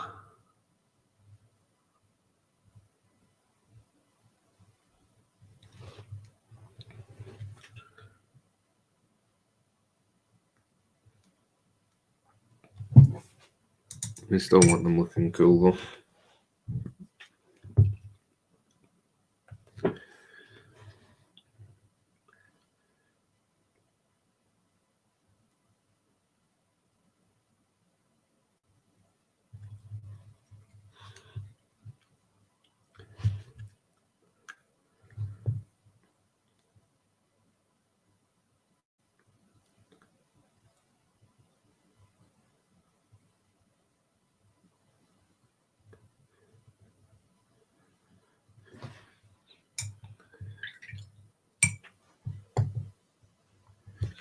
So we've got a pretty good little system going here, I think. So these guys shouldn't take us too long, I don't think. Probably won't get them all done on the stream today, but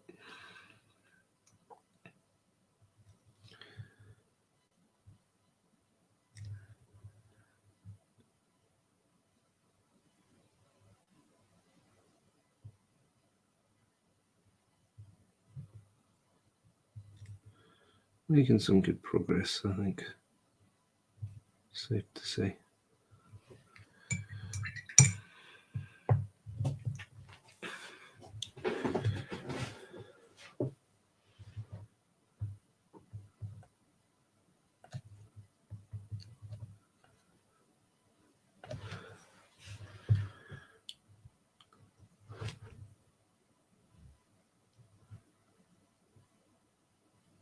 Oh, thank you.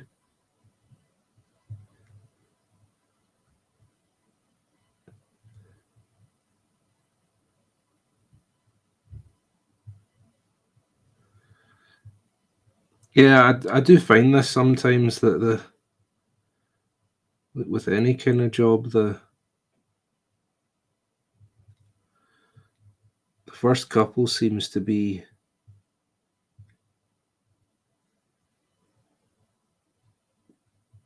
puzzling out how you're going to do the thing, and then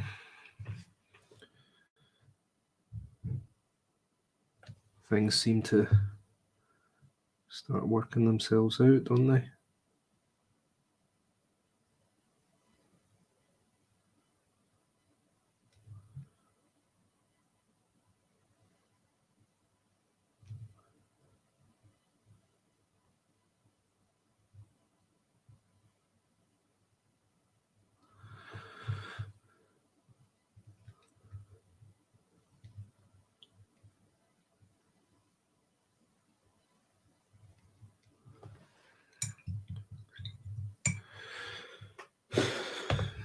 I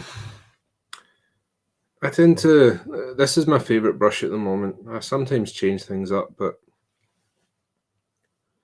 size 1 Winsor and Newton Series 7, and for tinier stuff, I'll swap to that. Although these guys are small, I'm not doing anything too intricate with them today, so the one is doing me just fine, I think, for what I want. So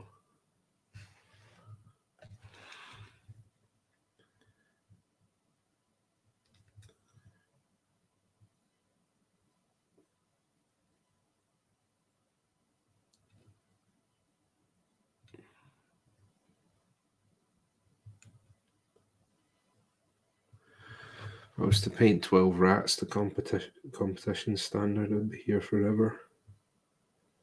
So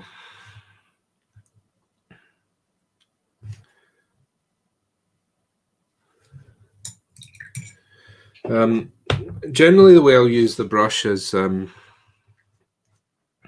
see.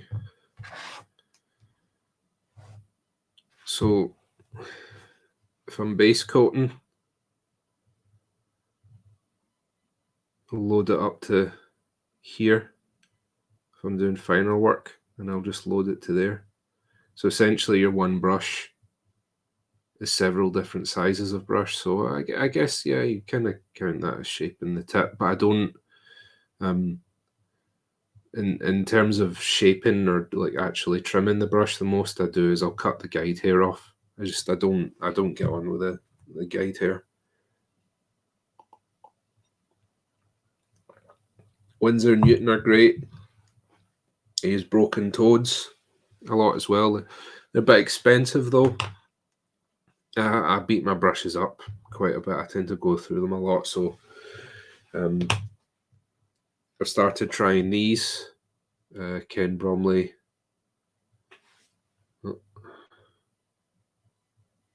Artist's Value. Because these are £3 or £4 each. So I figure if I'm beating my brushes up a lot, I should have brushes that are more sort of economy value, if that makes sense. So that's why they're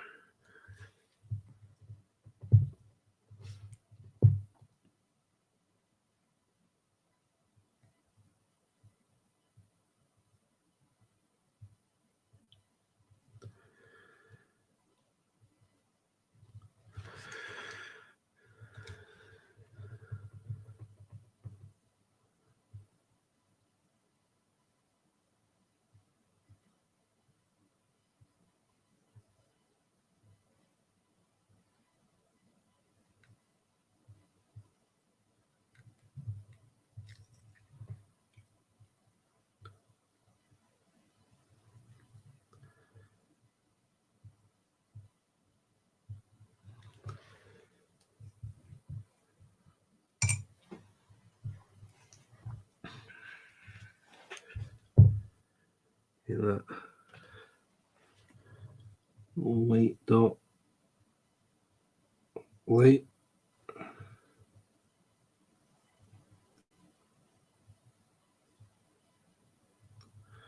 It's going to bring him to life.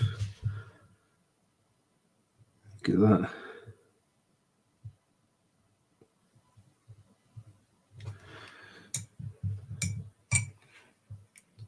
Cheeky little glint in his eye.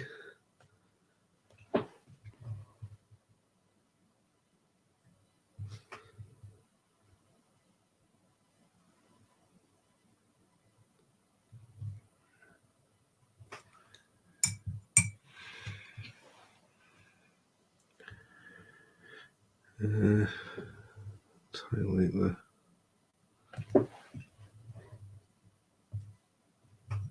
teeth.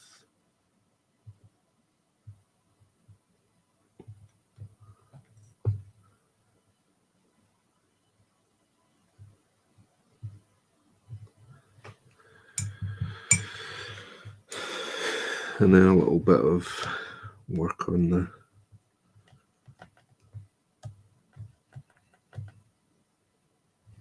the fur.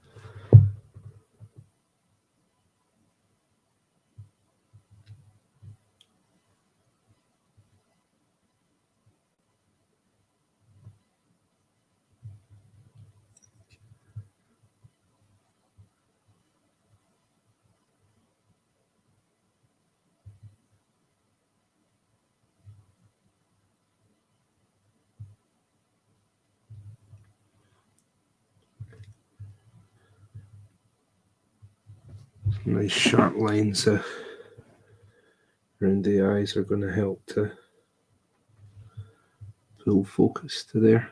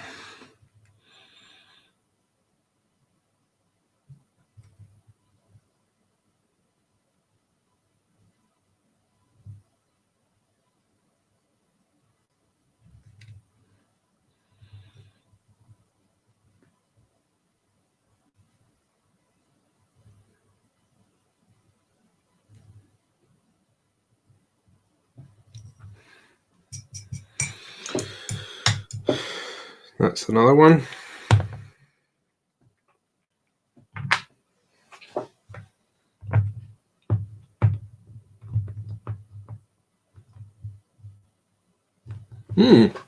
Never heard of those shodo brushes.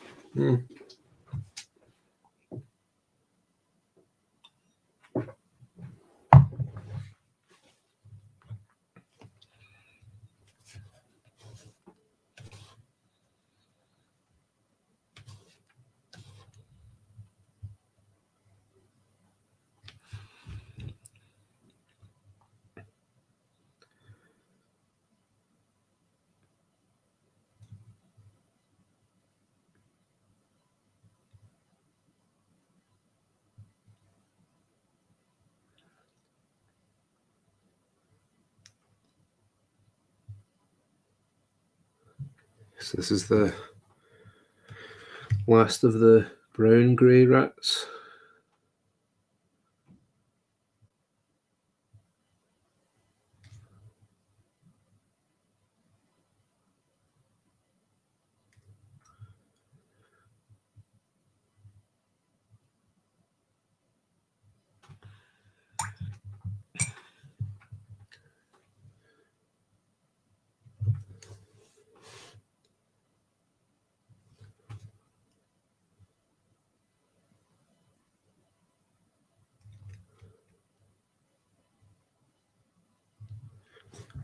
And then from here, probably do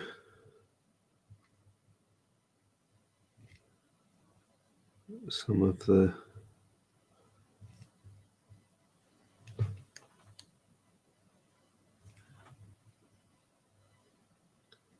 Dubai brown.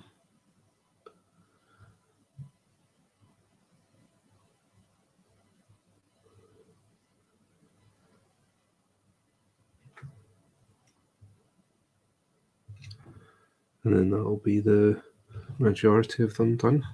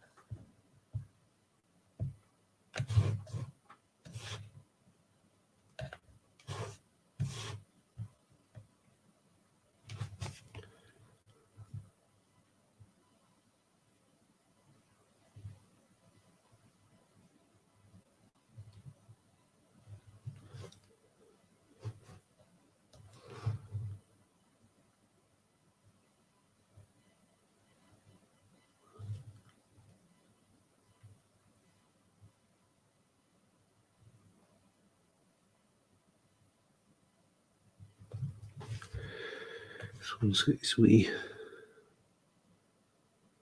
mouth up, having a scream.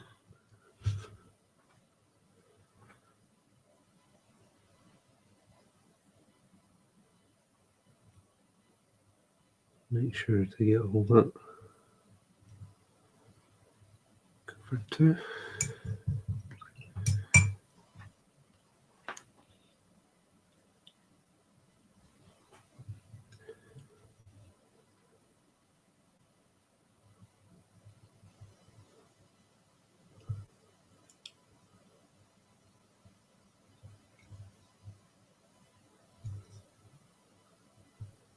These other foot's underneath the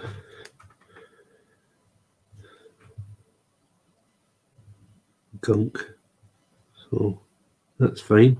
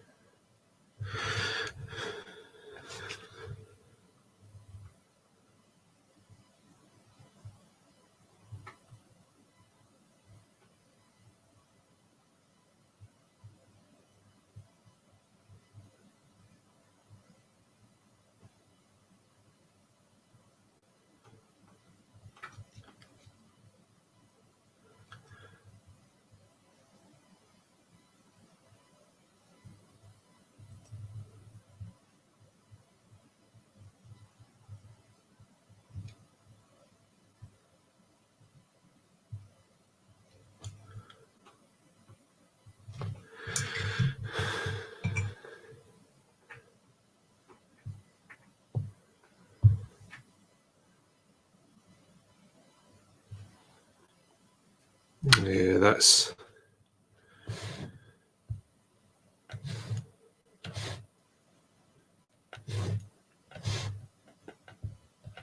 I mean, I wouldn't be willing to pay that on a brush.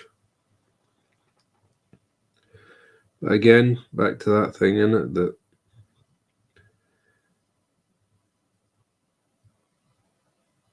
different strokes for different folks and all that.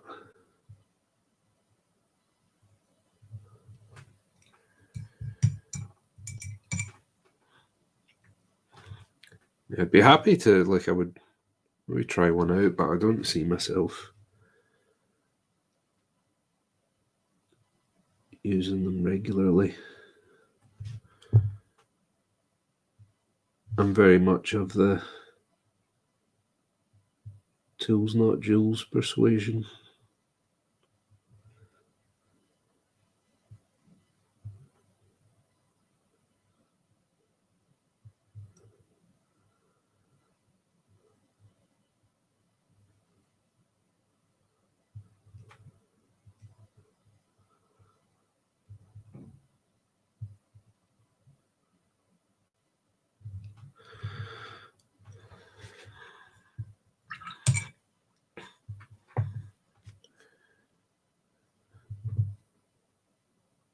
Blame the hipsters.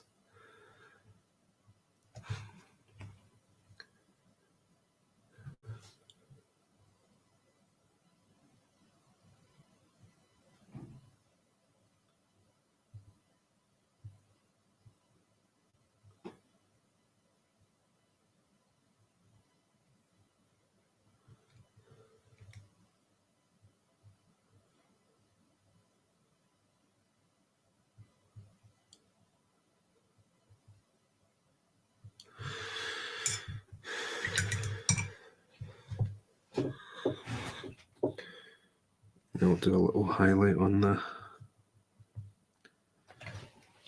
pink now.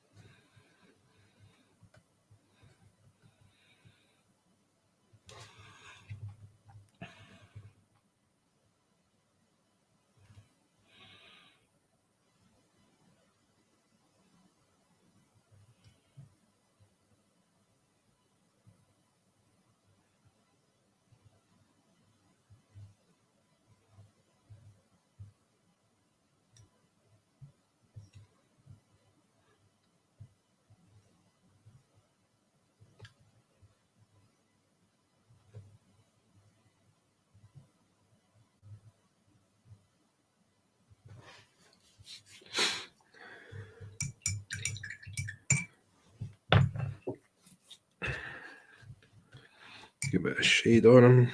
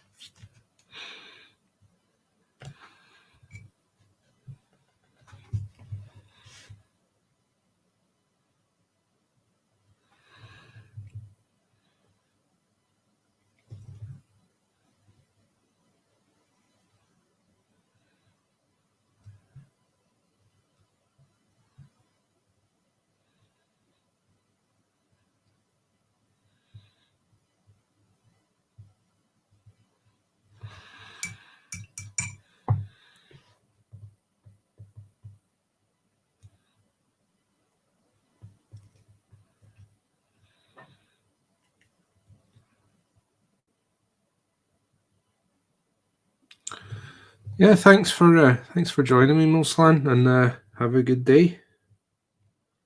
We'll get some pictures up on the socials, etc. So hopefully you'll get to see them.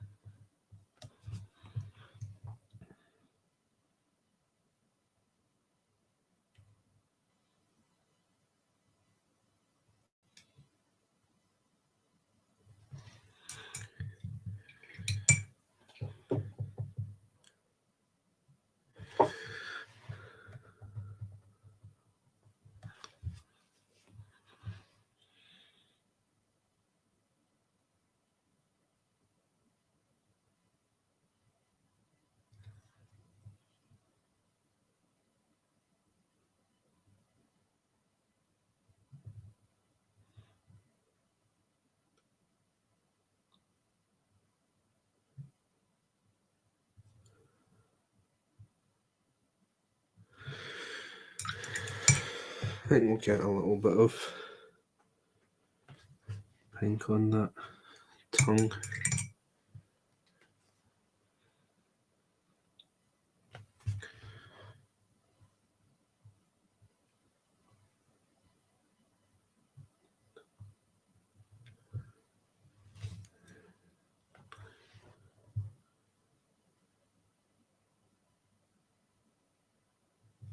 Make it stand out a bit more.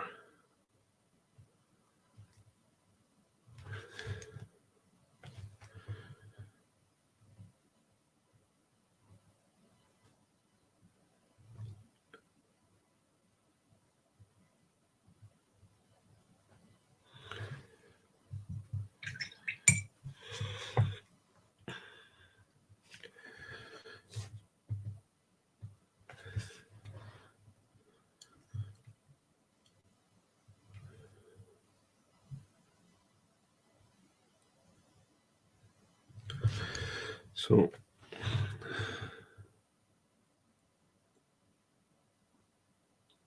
what I'm thinking I might do, sort of altering my plans ever so slightly, is I think I might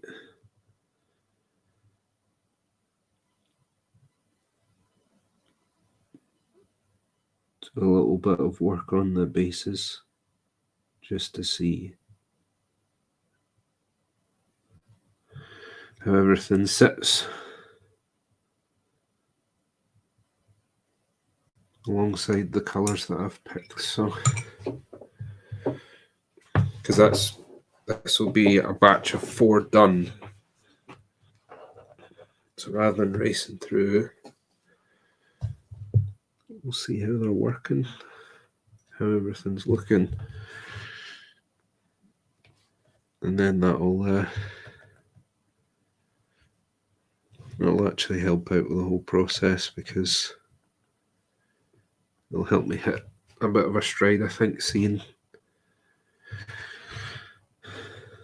that everything has, that the idea has worked, if that makes sense.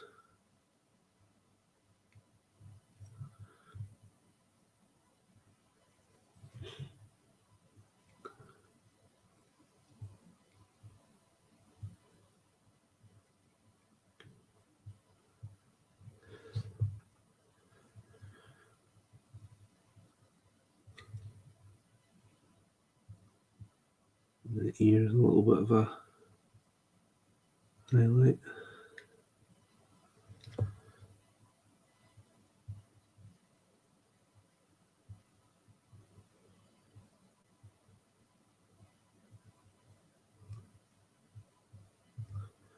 Top of the head. Let's get those eyes to really pop.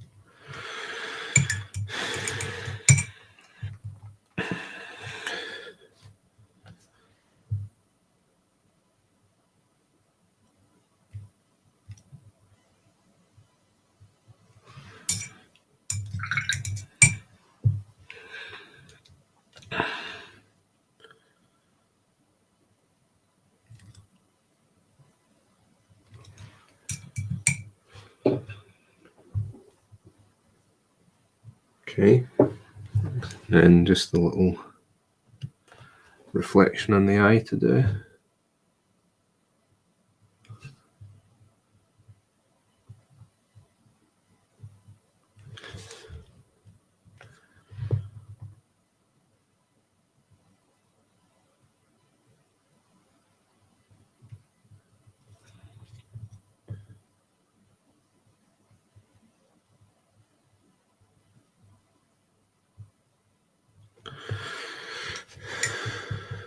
Oh.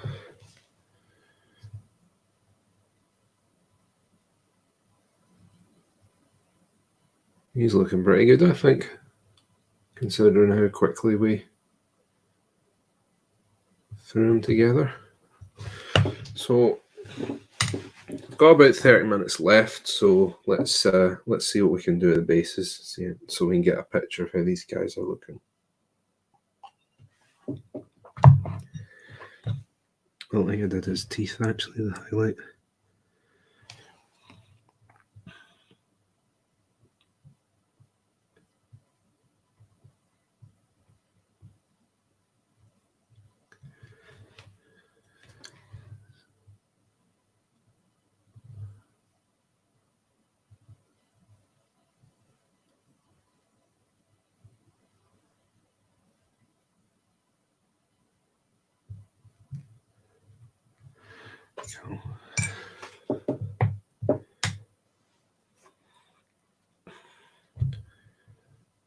Okay, so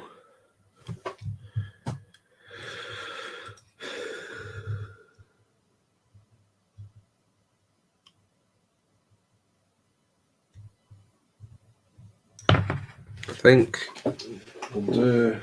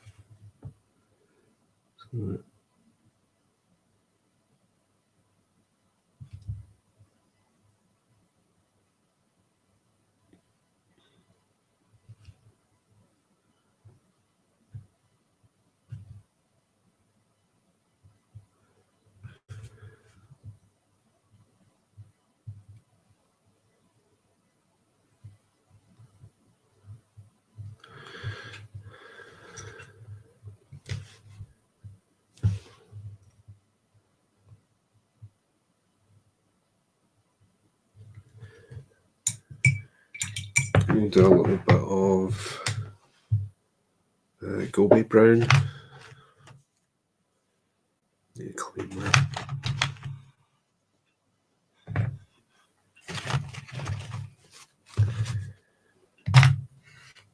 Because that's a kind of oily, olivey brown. It looks a bit green in it, so should work quite well with what we're going for. Kind of gross sewer environment.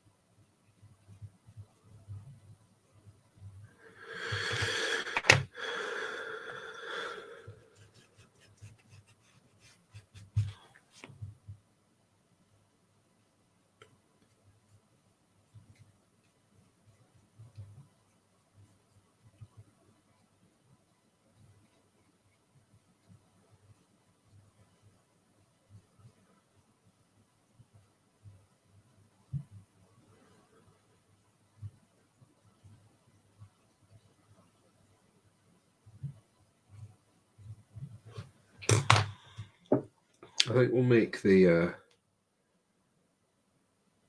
I think the pipe should be like a cast iron, so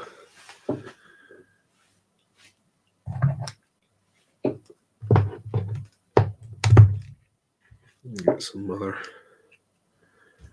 colours on the palette.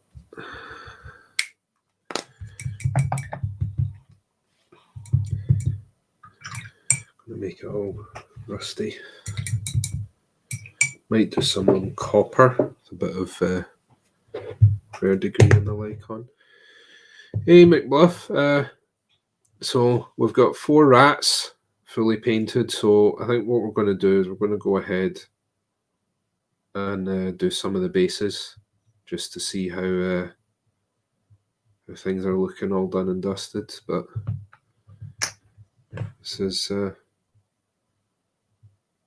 where we're at.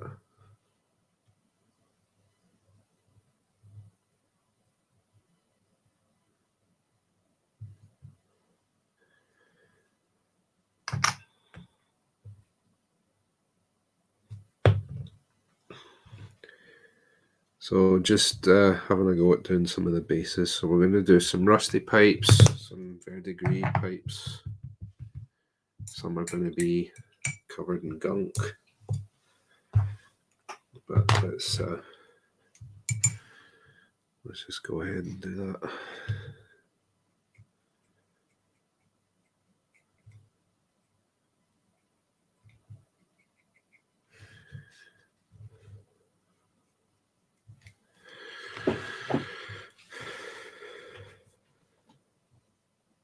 Yeah, I'm pretty pleased with how they've turned out. So we've got all of them at least partially painted, and we've got 4 completely done, which I think is not bad.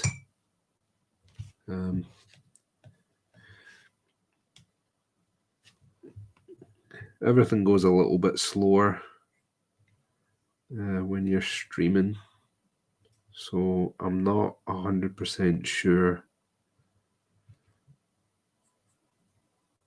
on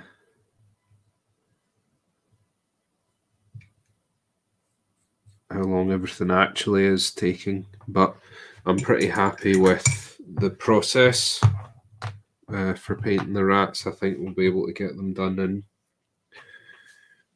a reasonably efficient time frame. So I think it's only right that we should name them at the end. So apologies, hairdryer.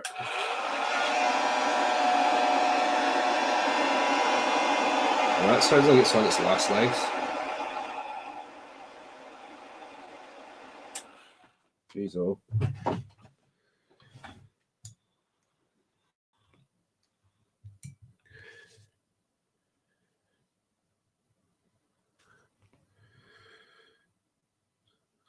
Just lots of streaks of rust. And the nice thing about this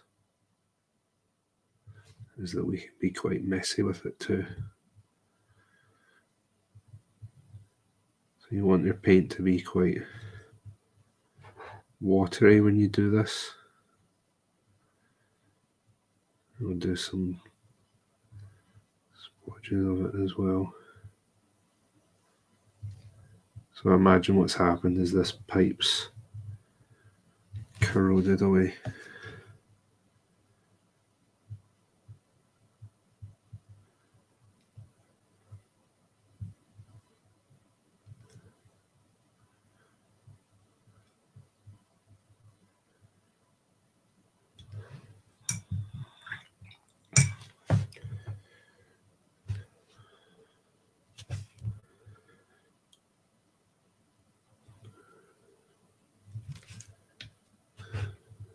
Blob one around here.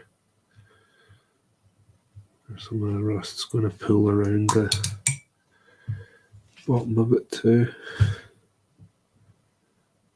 think so.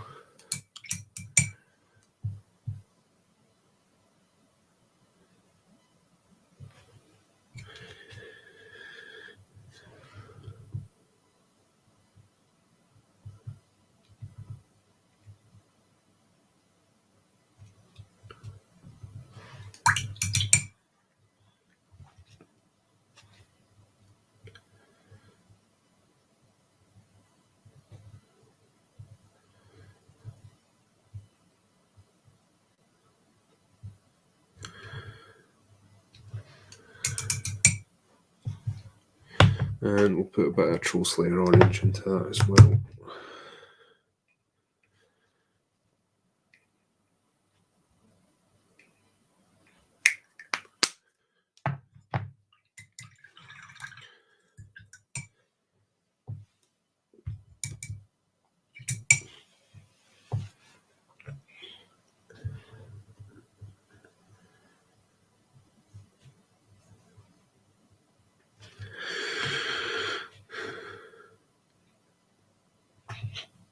Some more streaks.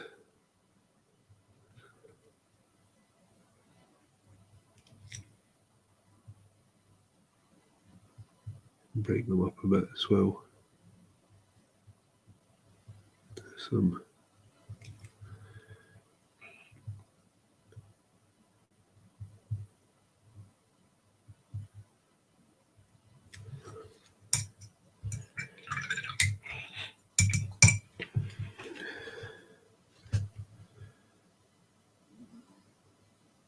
a lot of the moisture is going to accumulate around the bottom of the pipe, so you're going to have heavier corrosion there. You're still going to have some at the top, so let's get that there.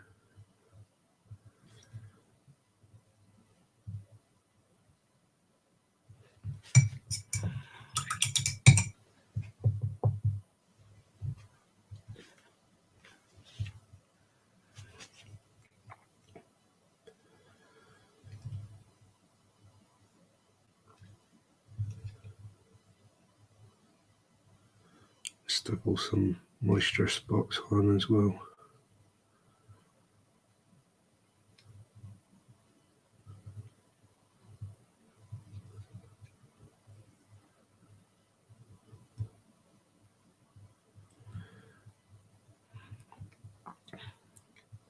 Rust also evokes this idea of decay, which is also synonymous with plague, so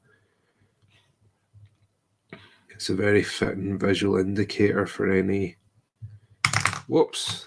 time that you want to convey death and decay.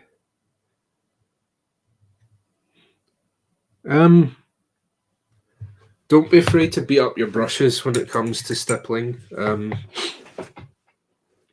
Don't be afraid to use a good brush as well. A lot of people tell you to keep your bad brushes for stippling, but if you want your stippling to be neat, you need a brush with a good point on it. So, also using your paint in different levels of opacity as well. That's also going to help you to get a lot of variation. And remember that you can blend with stippling as well. So it becomes a little bit like Impressionism then, where you're clustering together vaguely similar tones to create gradients. It really is a lot like normal painting, but it's just a slightly different application. But everything else that you know about painting still applies to good stippling. So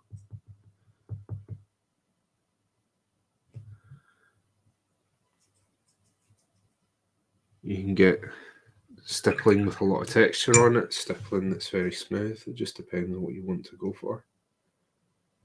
That's looking good, isn't it? That's looking like a rusty old bit of pipe. I think we need to get a bit more of the brighter orange onto it though. Some more streaks.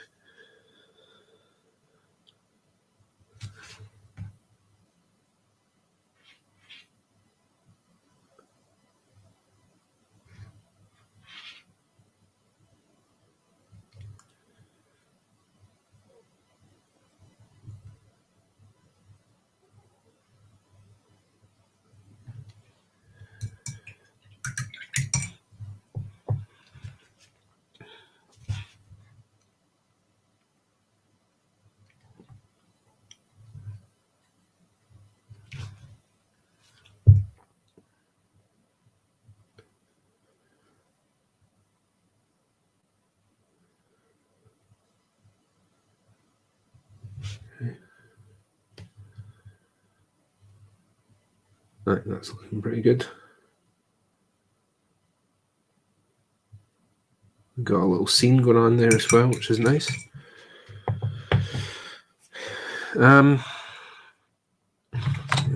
murky green water, I think. Some nocturne green is in order.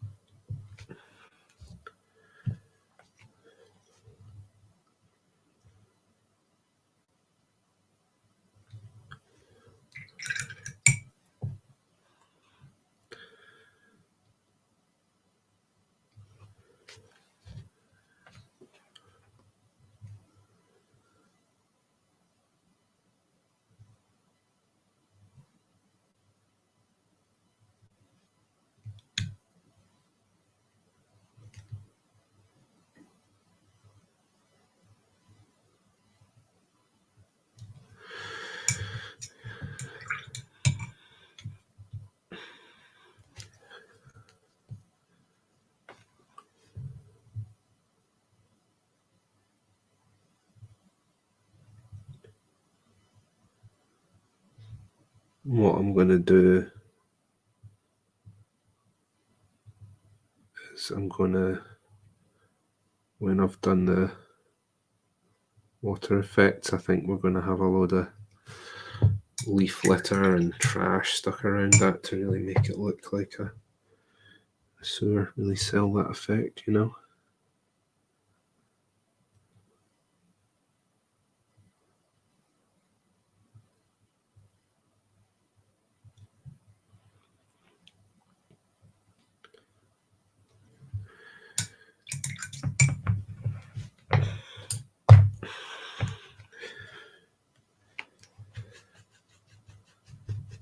We get a bit of green in here as well.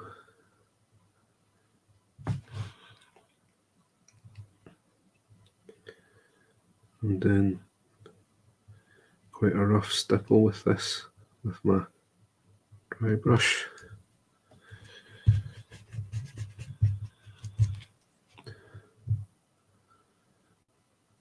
So just get some dirt in there.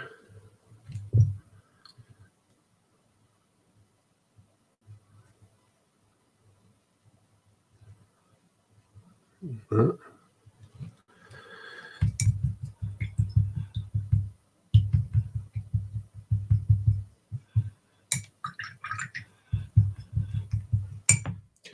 I've also got some moss tufts. I think a couple of bits of moss here and there are probably going to be appropriate. We just want to make sure that we don't go overboard and clutter it too much.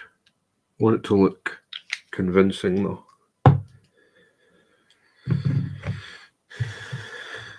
I'm just going to do a bit of a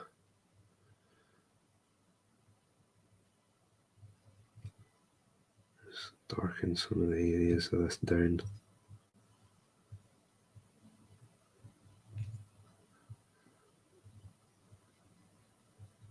It's going to push the contrast a bit, but it's also going to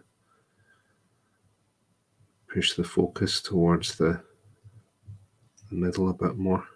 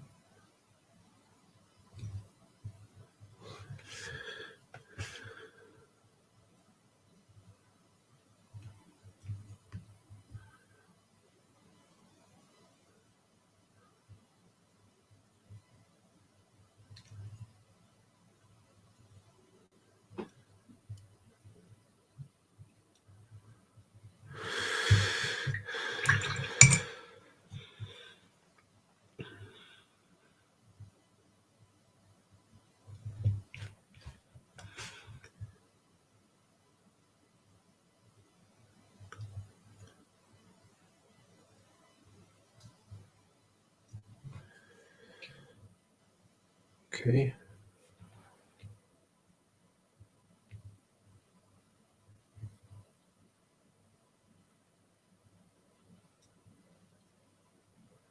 So dry that off, see how it's looking.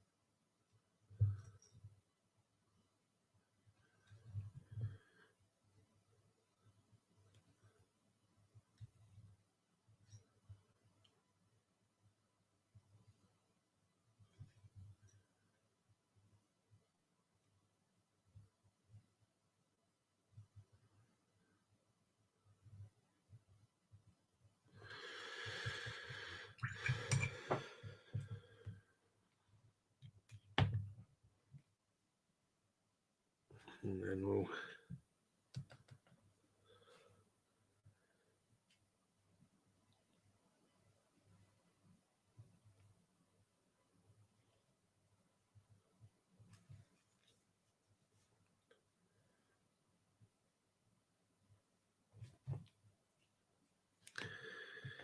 always a black lip around the base.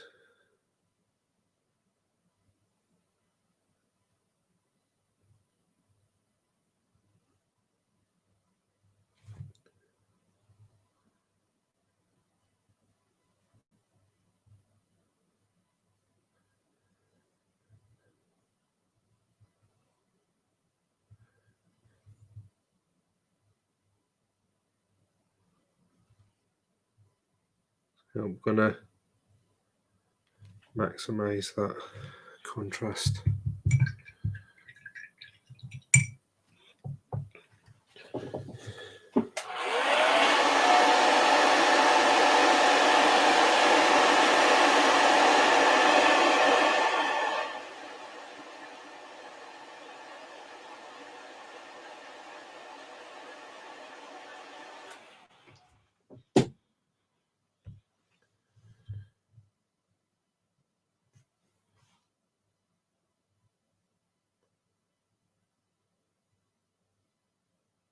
I think that's looking pretty good myself.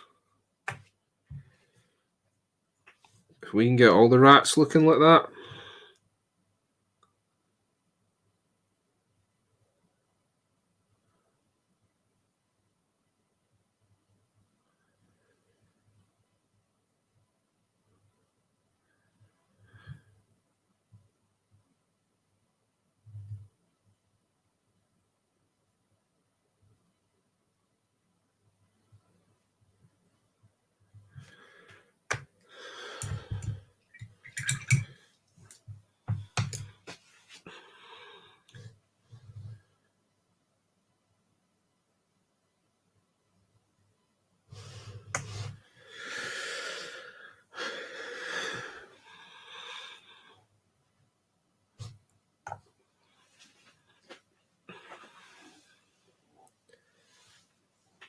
So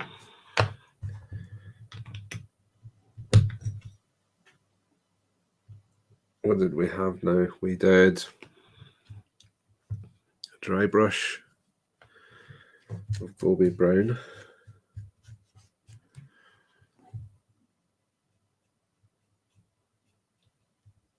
Over everything. Give it that sickly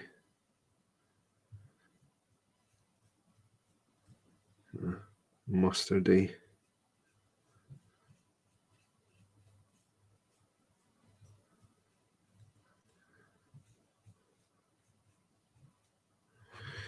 There's actually a couple of bits that need a bit of touching up.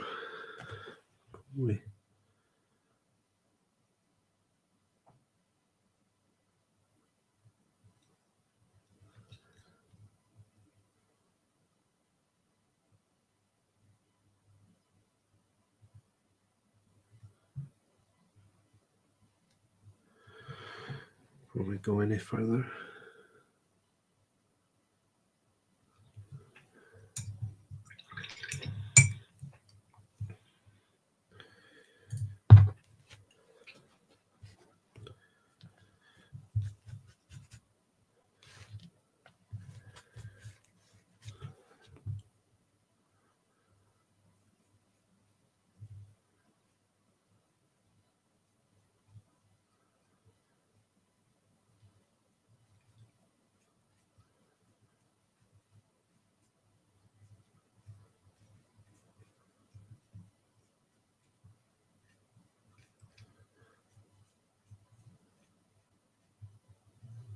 A couple of wee bits there as well that I've missed around the mouth.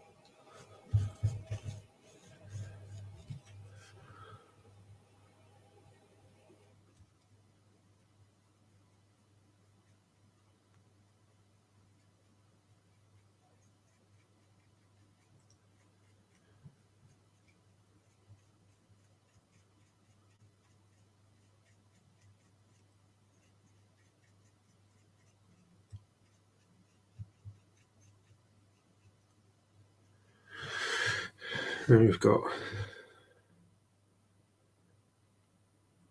think we can do a little bit more on that actually.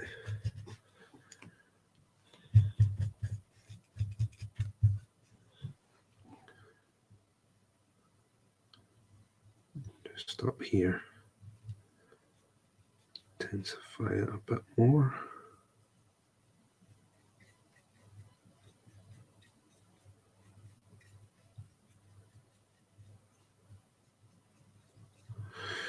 Hopefully you can see how on this guy there's now actually comparatively little of that dryad bark left visible, but it permeates everything. And that's what we mean when we talk about a tint colour. I think we could do a little bit more of those bricks.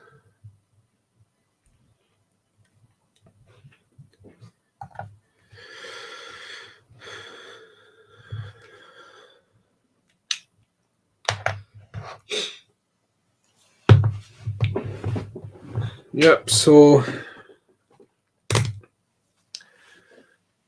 we are out of time, but we've managed to knock the base colours into our rats. We got 4 finished, and we know where we're going with the basin. So, time-wise, I think that you could realistically get these rats done in about 12 to 16 hours using the methods that we've done here, taking about an hour each rat, give or take. like we said before as well, once you've done a couple of them, you start to hit a bit of a stride because you know what you're doing. So when it comes to batch painting, if you do find that the first couple are taking you a bit longer, don't be discouraged. Try and push through, because that's normal.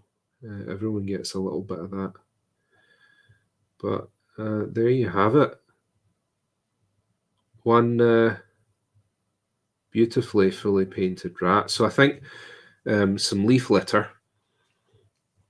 That's why I've not done too much. I just knocked some gross colours onto the earth here. I think some leaf litter, because we're going to do some water effects. We don't want too much going on.